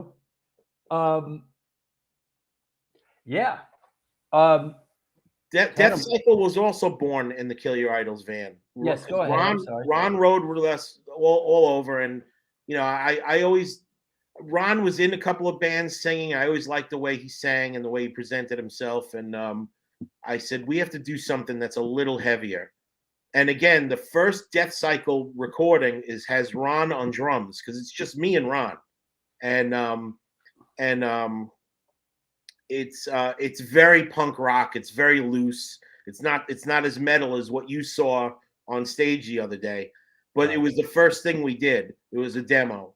And we had Ron playing drums and singing, and then we knew Ron was, going to be the singer. So we had a couple of lineup changes, but we finally got John LaFada from Neglect, and yeah, wow, that's an addition. Incidentally, John LaFada played drums in Sheer Terror with me when I first joined. Oh, I didn't know that. Yeah, I grabbed him literally. I said, they were like, we need a drummer. I said, I know the perfect drummer for this. And it was This John from Neglect, who every time I watch Mind Over Matter and Neglect, that guy blew me away watching him play drums. So I'm glad to have him in my life as a close friend and as a musician that I play with. He's one of the I best. said to him after the show the other day, that guy got a hell of a snare sound. He got a Yeah. great snare. He has a great, I couldn't help but notice. He's great like snare sound. he's the hardcore Vinny Appice. Yeah, he's great. And actually he's in the And by the way, I just booked him for the show. Great Lie. He's in the Great Lie too. Currently, that's a band. No. I booked John LaFata to come on this show. Oh yeah, you should. That'll be a great podcast. Yeah. He's a character. So this picture you got up right now, this is Deathcycle. Paul, that's in Black Anvil, is usually in Deathcycle, but he's out with Black Anvil, so Mike switched to bass duties. And before Mike was in the band, we had Jay Banks playing guitar with us, second guitar. Mm-hmm. And that's Jay that I talked about that was in Cause for Alarm. Sure.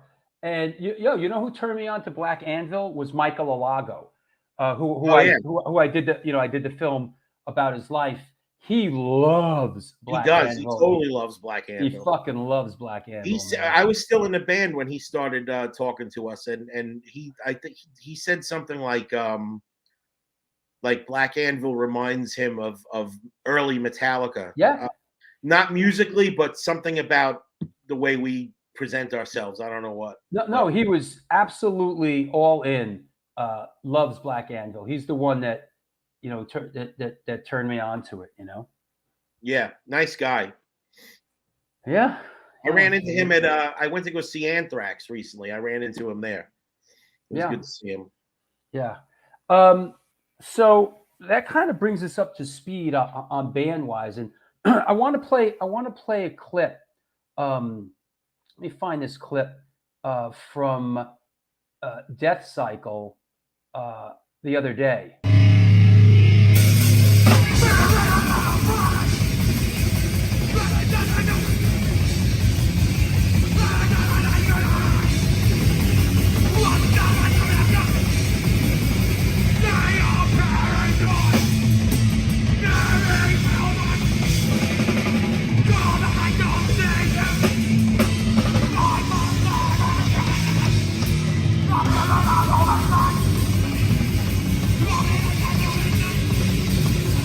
He's a maniac, this guy. He's out of his mind. That's why I wanted to. He's a maniac, this kid. Yeah. Yeah. He's always out of his mind. When I first started hanging out with Ron, he had he was eating like a pumpernickel bagel, and then I had to go pee at the show. We were at a show. I had to go pee. And I walked. He was sitting in the bathroom stall with the door closed, just eating the bagel. He wasn't even on a cell phone because this is before anybody had a cell phone or anything. He was just sitting in the bathroom stall eating a bagel. I said, dude, what are you doing in there? He's like, I'm eating. I want to eat in peace. In the bathroom. Yeah. He's got plenty of bathroom stories to tell you. He's a character. That Mike DiLorenzo, right? Yeah. That's a friend of yours, and I know we spoke about this, but he's a guy, you and him, if you've taken his place in bands, he's taken your place, right? There's been a whole dance with you two. It's at this point, it's amazing we haven't had sex yet. We've been replacing each other and joining each other in bands since I don't know back when. So, but the first case of it was I replaced him in Serpico. And that's actually the first tour I ever did. Wow. And it was a great tour. It was a great adventure. And, it was awesome playing with those guys. Long story short, when I got back from the tour, I said, that's good enough for me. I'll probably never tour again. And then when Kill Your Idols got offered our first tour, I was like, well, I guess I did this. I know what to do. Let's do it. And then we toured 50 times. So it's just, they always pull you back in, Yeah.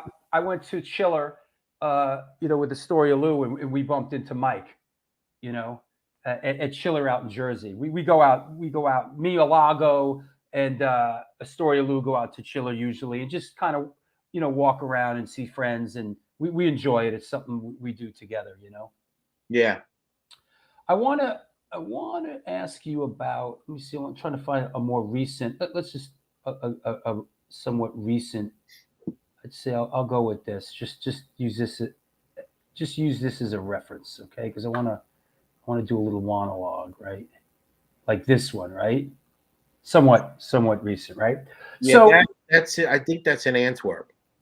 Okay, so I want to talk a little bit about your guitar tone and your gear and stuff. And the other day, you played the Bowery Electric. You played one of our all ages Sunday matinees, and you were the last band to play. And we were pressed for time.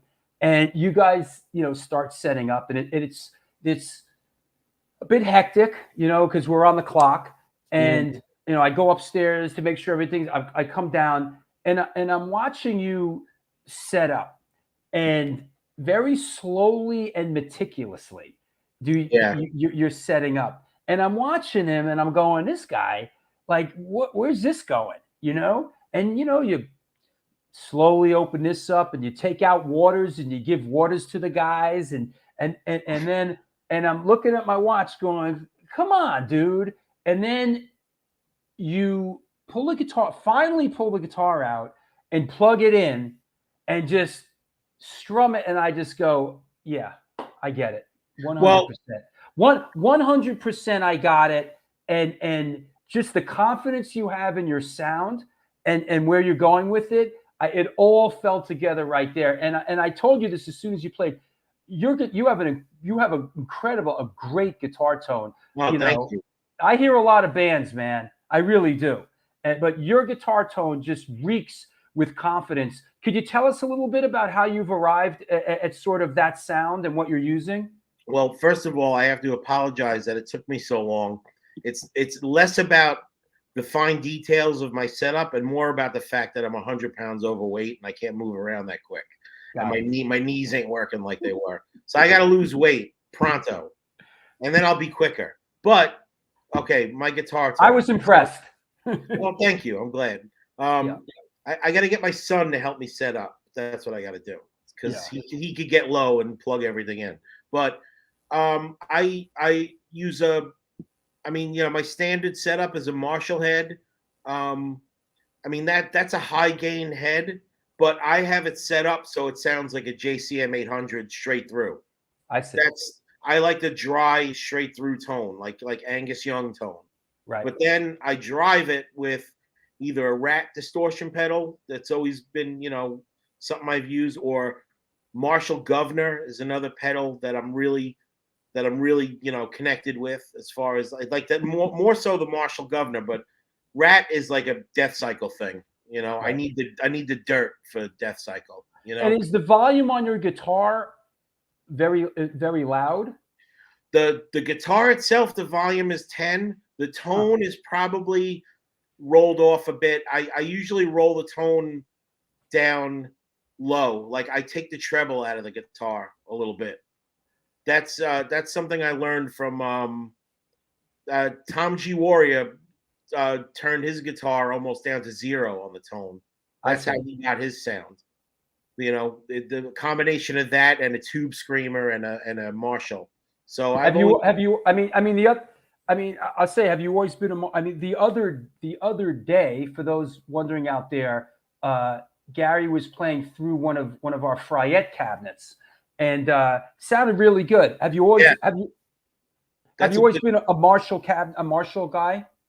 I fluctuate. I like different things. Mostly Marshall though. Cabinets mostly Marshall. That Fryette sounded really good. I don't know what kind of speakers are in it, but it sounded really good. When I saw you play with AOD, your guitar player sounded really good through his. He had the head and the cabinet. Yeah, and it sounded great. So I was, when you told me that that cabinet would be up there, I was fine with that. Yeah. I knew it would be good. Those cabinets are pretty badass, and the heads are great too. Yeah. But I think in a lot of instances, for the most part, you get what you pay for in the gear world. You know what I mean? It's like True. those it's like, you pay peanuts, you get monkeys, and quality gear isn't cheap, Especially if you're doing it a lot, like you need Yeah. stuff that's not going to blow up on you, Yeah. So you need stuff that's going to be sturdy and and hold it together, because I mean, especially when we play hardcore and we got people running up on stage, Yeah. and if you got a pedal board, like your pedals got to be sturdy, Yeah. people run across them, Absolutely. Hey, Deca Wade ask how Deathcycle got their name. So Ron came up with the name Deathcycle. I wanted to call the band AD, like after death. Just AD. Just AD. And there's a million bands that do that with their name, like when there's different members now. So I'm glad we didn't stick with that. Yeah, so yeah. For a short time when we first started, actually this is one of the earliest Deathcycle shows. We're actually billed as Deathcycle AD. Oh wow. And we just dropped the AD because I just thought it was redundant. But Ron came up with Deathcycle. It's like a play on words, like the life cycle, the death cycle. He could explain it better, but there's a concept behind it. And there's also a cartoon picture of Ron driving a motorcycle with the Grim Reaper on the back of it, and it says Deathcycle. Yeah, I always wondered, is it like death cycle, like a motorcycle, like it's a death cycle, or is it the cycle of death? It's the cycle of death. Yes, the cycle of death. That's what that is. Absolutely. So we didn't. None of this came to our mind when we were. It was the cartoon pictures of Ron on the motorcycle was like, I guess we should have picked a different name, but. Yeah, got it. Yeah, hey, let me take my last sponsor break, and let's come back and we'll take some questions from around the world. Okay? Sure. Be like 4 minutes, 5 minutes. Sure. Well, there you have it. Once again, this is the New York Hardcore Chronicles Live. Our guest is Gary Bennett from Kill Your Idols, Sheer Terror, Deathcycle, many others. We are sponsored by New York Hardcore Comics, The Organic Grill, the Texas Silver Rush. Did I read the Texas Silver Rush thing? I don't think I did. I don't remember that. No, I didn't. Oops. The Texas Silver Rush is a jewelry design firm and boutique store located in the birthplace of the Texas country music scene in Fredericksburg, Texas. They specialize in working with musicians in all music genres and design and create unique one-off pieces, as well as style them for stage, album covers, promo photos, and social media exposure. Their client list includes Rock and Roll Hall of Famers Greg Rowley, Ringo Starr, and of course, Agnostic Front. Information and online sales are being taken at their Facebook and Instagram pages, and of course, www.thetexassilverrush.com. Also sponsored by Generation Records, 126 Hardcore Clothing, Grunging Grind Soap Company, and DTFM Vinyl Distro.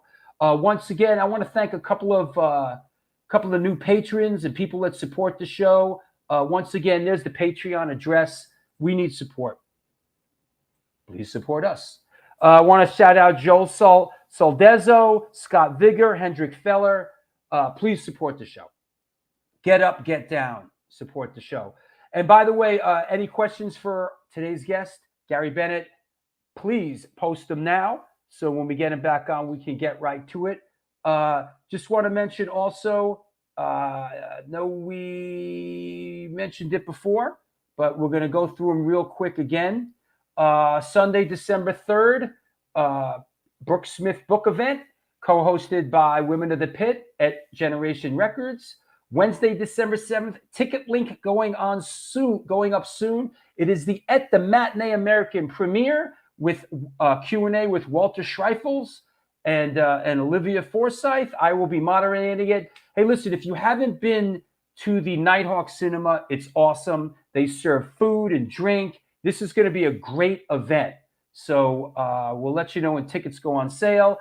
The Holiday Slamboree brought to you by Women of the Pit, New York Hardcore Chronicles, and GBT, with Faded Lines, Serial Poets, Concrete Ties, Voice of Doom, Daija, Spoiler NYC, featuring Alan Robert from Life of Agony, and Sworn Enemy. This is going to be a banger. And also the hardcore punk art exhibit is going down the day before the Slamboree on December 17th in New York City. More to come on that. So that said, I think we covered everything. And don't forget, Chris Foley's coming up on Sunday. That said, please, any pictures, any questions? I'm sorry. Post your questions for Gary Bennett. And that said, let us bring Gary back on. Hey, buddy. Hello. First off, how about from Nemanja Boskovic? Sounds Eastern European. Yeah, he's a longtime friend. Is that right? Yeah. Any chances to see Kill Your Idols in Europe soon? Is there any new Sheer Terror material? There is new Sheer Terror material. We're working on it. That's all I could say about it, really, is that we're working on it. There's like 8 new songs, though. Kill Your Idols in Europe. Definitely sooner than later. We're talking to Mark MAD about coming to Europe, and the problem with us coming to Europe is I can't tour.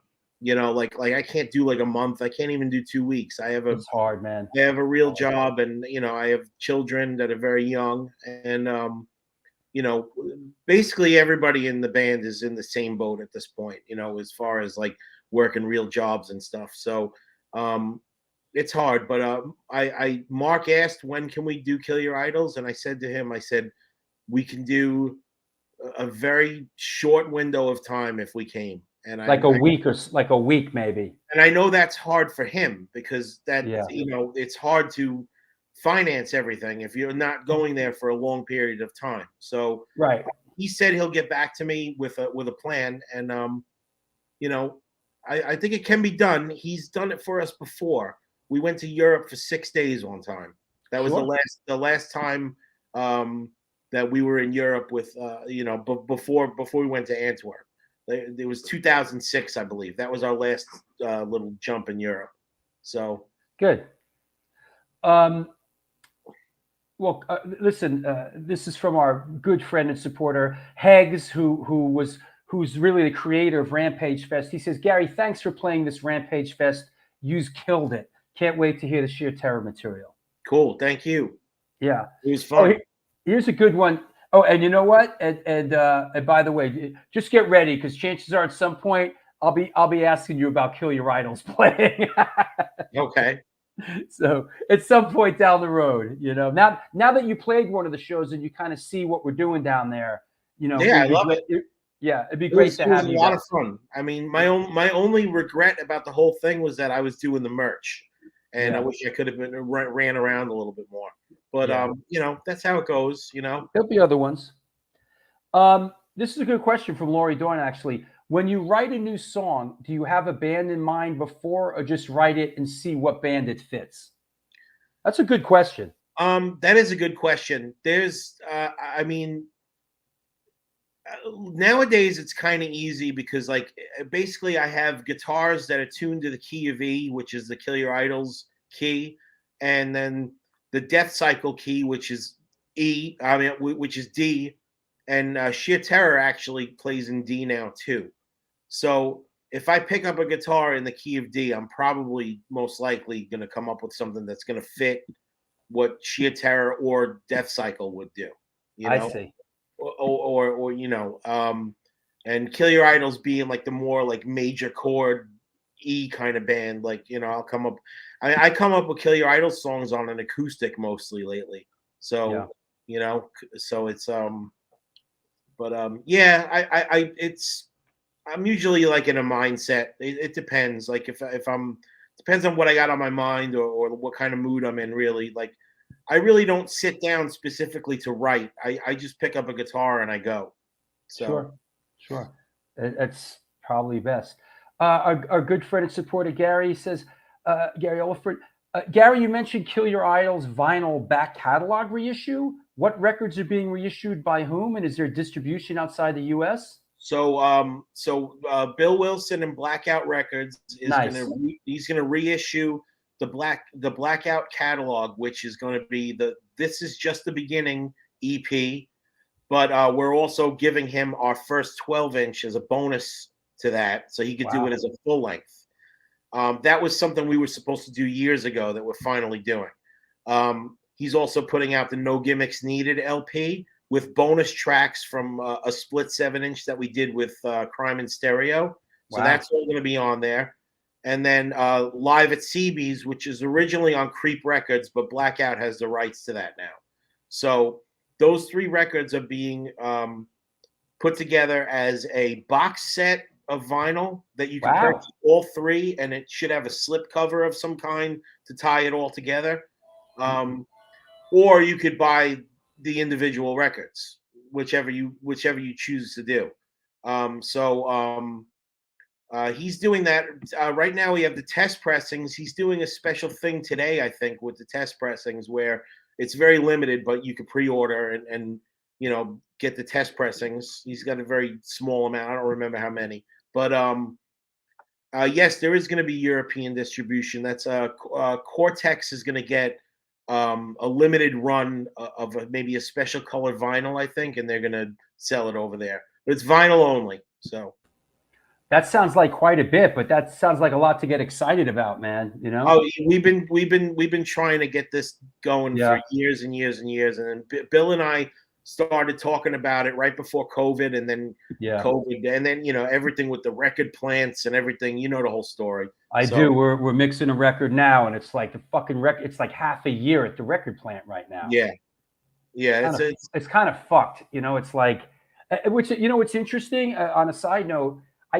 Bands are putting stuff out on CD again because it's the most available format, and you can get it done very swiftly. And cassette, even hey, whatever floats your boat. Like I mean, personally, me as a music listener, personally, like the only cassette player I have this 4-track that I record on. I mean, I guess I could sit here and listen to cassettes, but I'm probably not going to. And I have vinyl. I sold my collection, but I'm like rebuilding it, and I have a stereo with so I'm either going to listen to vinyl or I'm going to connect my phone to a Bluetooth device and listen to the internet. So if it's on Bandcamp or Spotify, I'm going to listen to it that way. But what's interesting as we're mixing this record now, and like I'm hearing these mixes, and it turns into, go listen to them on the good headphones or this and that. And I kind of said to my guy, like, I don't listen to shit on good headphones. I listen to shit on earbuds, and I learned this from Danny from Biohazard when they were recording State of the World Address out in Hollywood. And I was in the studio with them. He would leave the studio every day with a cassette of the mixes. Yeah. And he would go into the rented car and listen to them. Yeah, that's how we always used to do it. We would listen to it in the car. That's the best way that's the biggest way anybody's listening to music is in their car. So if it sounds good in the car, it's going to sound good anywhere you listen to it. Yeah, because I threw the flag. I'm like, listen, I don't have like Beats headphones. And I'm sure it sounds good through there, but if it's not gonna, but I listen, most people listen to them on crummy earbuds, so it's got to sound decent on crummy earbuds. So we should sort of mix it to that, That's true. Yeah, it does, because the studio monitors are, that's the best way to listen to it. So I mean, you'll walk out of there and you'll be like, why doesn't it sound as good as it did in there? Every time it happens, every time you go into the studio, you mix it on these incredible speakers, and you go outside and put it on the system, and you go, where's all the bass? It happens every fucking time we record, but you just got to sort of make your way through it. Mm-hmm. Here's an interesting one from Paulie Pork Chops Vids. Hey Gary, any crazy sheer terror stories? Where do I start? On the road with Paul Bearer. Right. It's always crazy. There's always something crazy going on. I got crazy stories from everything I've ever done. I don't even know where to start. Going on the road is, I miss it in a way, because there's always, I jumped out of a moving vehicle one time thinking I was gonna this isn't sheer terror, but it was Kill Your Idols on tour with Scarhead and H2O. Oh my! We were in Seattle, and we were trying to get hotel rooms, and there was no hotels in the whole city because there was some big event going on. So we had nowhere to go. So we were literally trying to race each other to beat each other out for hotel rooms, and we got into the parking lot of a hotel. Like Rafe was the only one with a cell phone. Rafe was in Kill Your Idols at the time, and he was calling ahead, and he got a place that had a vacancy, and like we got there, and like the H2O guys were like right behind us, and like we got in the parking lot together, and like I had the side door of the van open, and I said, I got this, and I literally thought I was gonna hit the ground running, and I took the bus to Ass Avenue, as they say. I never heard that. I took the bus to Ass Avenue. Yeah, I got that saying from Paul. So that's great. Yeah, I was very injured for the next couple of days playing shows with bruises and cuts, and part of my sweater like actually melted into my skin from the friction. From road burn. Yeah, that was dumb. Here's one from Drumming Moose. 2 questions: favorite Long Island hardcore band and favorite Kill Your Idols songs to play live. Favorite Long Island hardcore band. I'm gonna have to say Silent Majority. Wow. Sorry, Silent Majority is my favorite Long Island hardcore band. I mean, there's plenty that are a close second, but I would have to say Silent Majority is my favorite Long Island hardcore band. I mean, tomorrow it might be somebody different, but you're asking me on the fly here. So let me ask you a sub question on that. Like, any unsung heroes from the Long Island hardcore scene, like any bands that you thought like you loved, that you thought were gonna be great, but for whatever the reason, sort of any unsung heroes from when you were coming up in your golden era? I would have to say I'm gonna say In Your Face. Wow. I mean, In Your Face was probably more popular on their demo, which was like, their demo was like a little more of like a juvenile approach to hardcore. Like it was like, and then they put out a 7-inch that was like up there with like Dag Nasty, 7 Seconds, kind of like that kind of music. Mm-hmm. And they had more in them than that.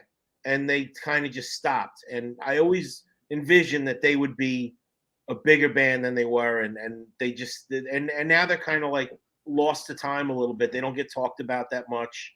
Yeah. Paulie says, shout out to Tension. Yeah. That's Tension. Joe Rubino. Yeah. That's great. And any Kill Your Idol songs you love to play live? 1 or 2 of them? Falling is definitely like a big one. Can't take it away. I feel it's funny because it's like those are the hits, I guess, but those are the songs that seem to create the biggest effect on people. So they're, those are fun songs to play, And here's a question from one of our resident historians, the singer for Crazy Eddie, Chucky Brown, says, can he speak on the track I Told You So from the split with Good Riddance? I believe he wrote the lyrics when he was going through a difficult time. Yes, that difficult time was we had toured the hell out of Kill Your Idols, and life was not easy because we were not making a living really, and I was at a crossroads, and it was like do I keep doing this or do I get a real job? Because I can't have a life. I have my lifestyle at home is horrible with no money. You know what I'm saying? It sucks. Like you live on Long Island, like you gotta make money, and I was at a crossroads of what we were going to do with the band. And then, I didn't want to break the band up, but I didn't want to work so hard. And then honestly, the deciding factor was we finally got to do we got offered Warped Tour. And, we thought that was going to be a crazy tour where we'd get paid. We were never in this to get rich, I mean, anybody who's in it to get rich is, completely way off base. I mean, it happens, but it ain't gonna happen if you play the kind of hardcore that we play. Sure. You know what I'm saying? So I mean, it's stupid. I mean, I love what we've done, and I would never change what we did or the way we did it. But like the Warped Tour was like, oh yeah, so we'll pay you $100 a night to follow the Warped Tour in your van. And I was like, wait a minute, you're gonna pay us 100? Well, you'll get your merch money in full. I'm like, I was about to say that. Yeah. like, how do we know we're gonna do well on merch? Like, you Yeah. know, like some bands are not merch bands. You know Yeah. what I'm saying? Yeah. And some bands are, but you know, like I was like, yo, we can't follow the Warped Tour in a van on $100 a night. Like we need like Sure. $300 a night, $500 a Sure. night. Like we're you know, we're like in our 30s now. Like we're not 16, you know. Like Right. if you get yo, I'll do it for free. Stick us in in one of the buses with like no effects or somebody, and we'll do it for free. Right. But you know, if we're gonna follow it in our clunker of a van, like you know, but that was the crossroads, man. That it was just like I started to see like how it was gonna be like in the music industry, and like I was like kind of like, man, I'd rather have a paycheck and benefits and just do this when I feel like doing it, you know, because I like it better when it's not a job. You know, it's fun. It's funny you should say that because we've discussed this many times on the show, and it's a lesson I learned, you know, from when I was in Antidote. And you know, when we got back together after not playing for many, many years, and everybody sort of, for the most part, you know, had a job and had a life and had a career. And there wasn't the stress of we need to get a record deal and we need to, you know, get paid as much money at the shows. When we got back together, in lack of a better term, under the guise of it was almost like a hobby, it became really, really enjoyable. Yeah. You know, and the stress wasn't on, and the infighting and the bullshit, and I need my part of the, you know, it's like when you start getting into the business end of it, like even now, like doing it at the level we do it, where we do it sometimes, you know, and when we do it, it's special, you know. Yep. Sometimes you have to deal with the business part of it, and that's just a you know, it's fine, you know, you get through it and you deal with it, but it's a reminder of why you're not doing it every day anymore. Yeah. You know, and you know, like do I want to be? I want to play music and I want to have fun. Like I don't want to have to like you know, there was one night where like a promoter wasn't going to pay us, and like we had to like, you know, and this wasn't like a hardcore kid. This was like a club promoter, you know, like you know, and I literally was like dragging one of the Marshall cabinets from his stage out to the van because I was like, well, if we're not going to get paid, I'm stealing from your venue, you know, and I don't want to live like that. You know what I mean? Like, but I mean, and that's just one instance in many more stories where it was rewarding to be out there. I mean, I could tell you so many wonderful stories from being on tour, everything from the first Serpico tour to all the Kill Your Idols tours, anything I did with Sheer Terror. I mean, you know, any place my guitar has taken me has been quite interesting, you know, and I do miss it in a way, but I don't miss not having any money, and I don't miss like living in my parents' basement and all that kind of stuff. You know what I mean? Yeah, yeah. And the cool thing is I worked at Korg for a little while, and Korg amps. Yeah, and they distributed Marshall and Vox at the time. I think they distribute Black Star now. But when I worked there, Nick Bocott, the guitarist of Grim Reaper, he worked there too, and we got to be very tight as far as like, you know, talking and everything. He brought me to the NAMM show, like, you know, we had a good relationship, and he told me like when I stopped touring, that was actually my first like real job when I stopped touring, you know, and we were talking, and he was like, dude, he's like, he's like, you did it. He's like, you toured and you did all that record deal stuff. And he's like, and you still have the band and you guys still play when you feel like it. And you still have a following and you still have fans. He's like, that's awesome. He's like, Grim Reaper crashed and there was nothing but lawsuits and lawyers and he's like, and he's like, you're still friends with all those guys. And you all you really did was stop touring, and you have your cake and you could eat it, you know. That's awesome, and that's a great perspective, right? I mean, you know, you know, it's that you're still friends and you could still get together and still play, and people still love the band. And like our friend Robert Hogg in Scotland says, "Hi Gary, I'm honored that through the raising of money to help Vinnie Value's family, I now own the drum skin, all signed by you and the SSSP test press. A happy lad from Scotland." Yeah, skinheads still scare people. That was Mike DiLorenzo and Vinny's like oi band, I guess you could call it. And they were great. I actually played bass one time in Texas for SSSP. Wow. Yeah. That's and cool. yeah, I mean yeah. Yep. That's great. Paul, our friend Paul Stone asks, and I know this is I know it's a difficult one to nail down, but maybe there's some perspective. One record you're most proud of? From companionship to competition, Kill Your Idols. We that was a hard one because we had already, it's like you start when you're playing hardcore music and you have a couple of full lengths out, you start running out of ideas.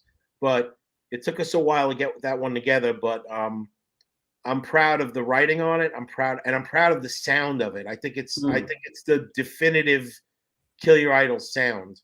And I mean that was like a real studio experience. Like that was like, Side One Dummy like paid like I think that cost them like 10 grand.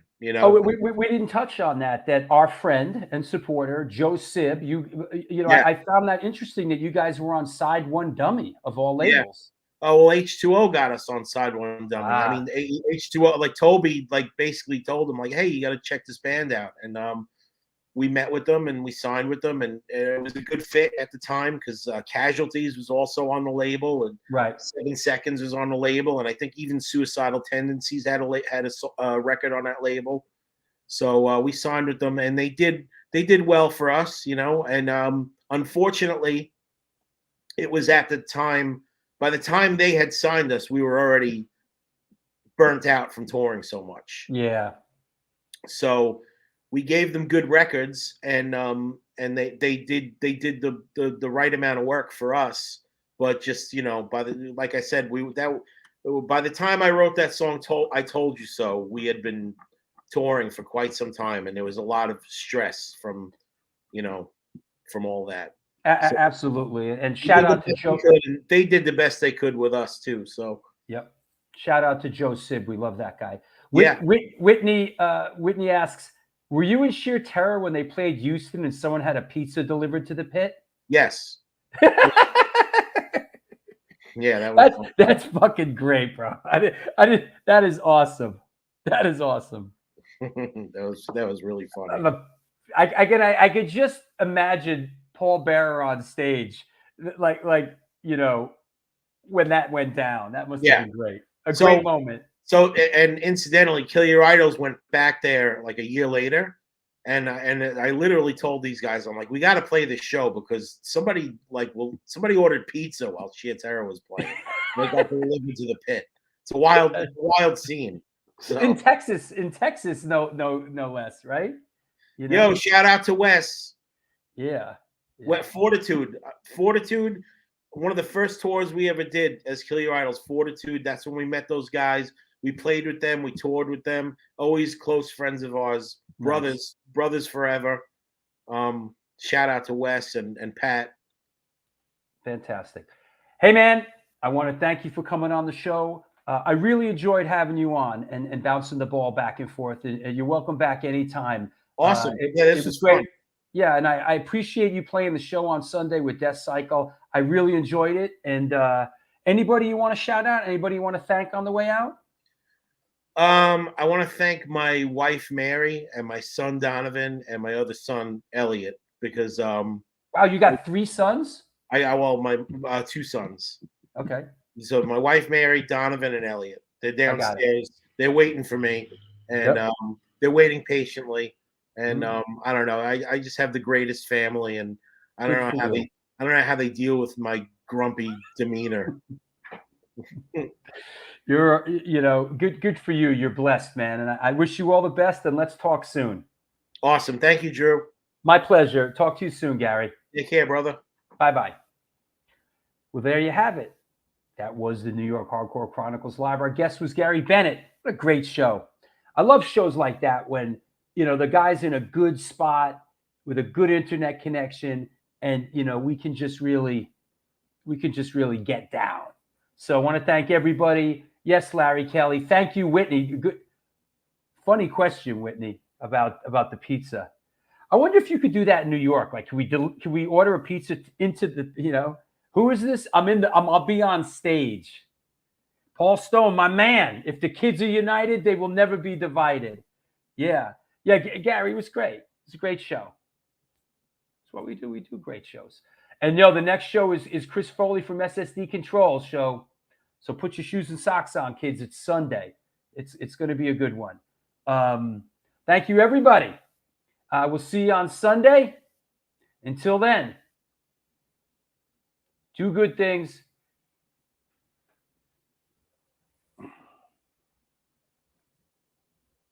And good things will come to you.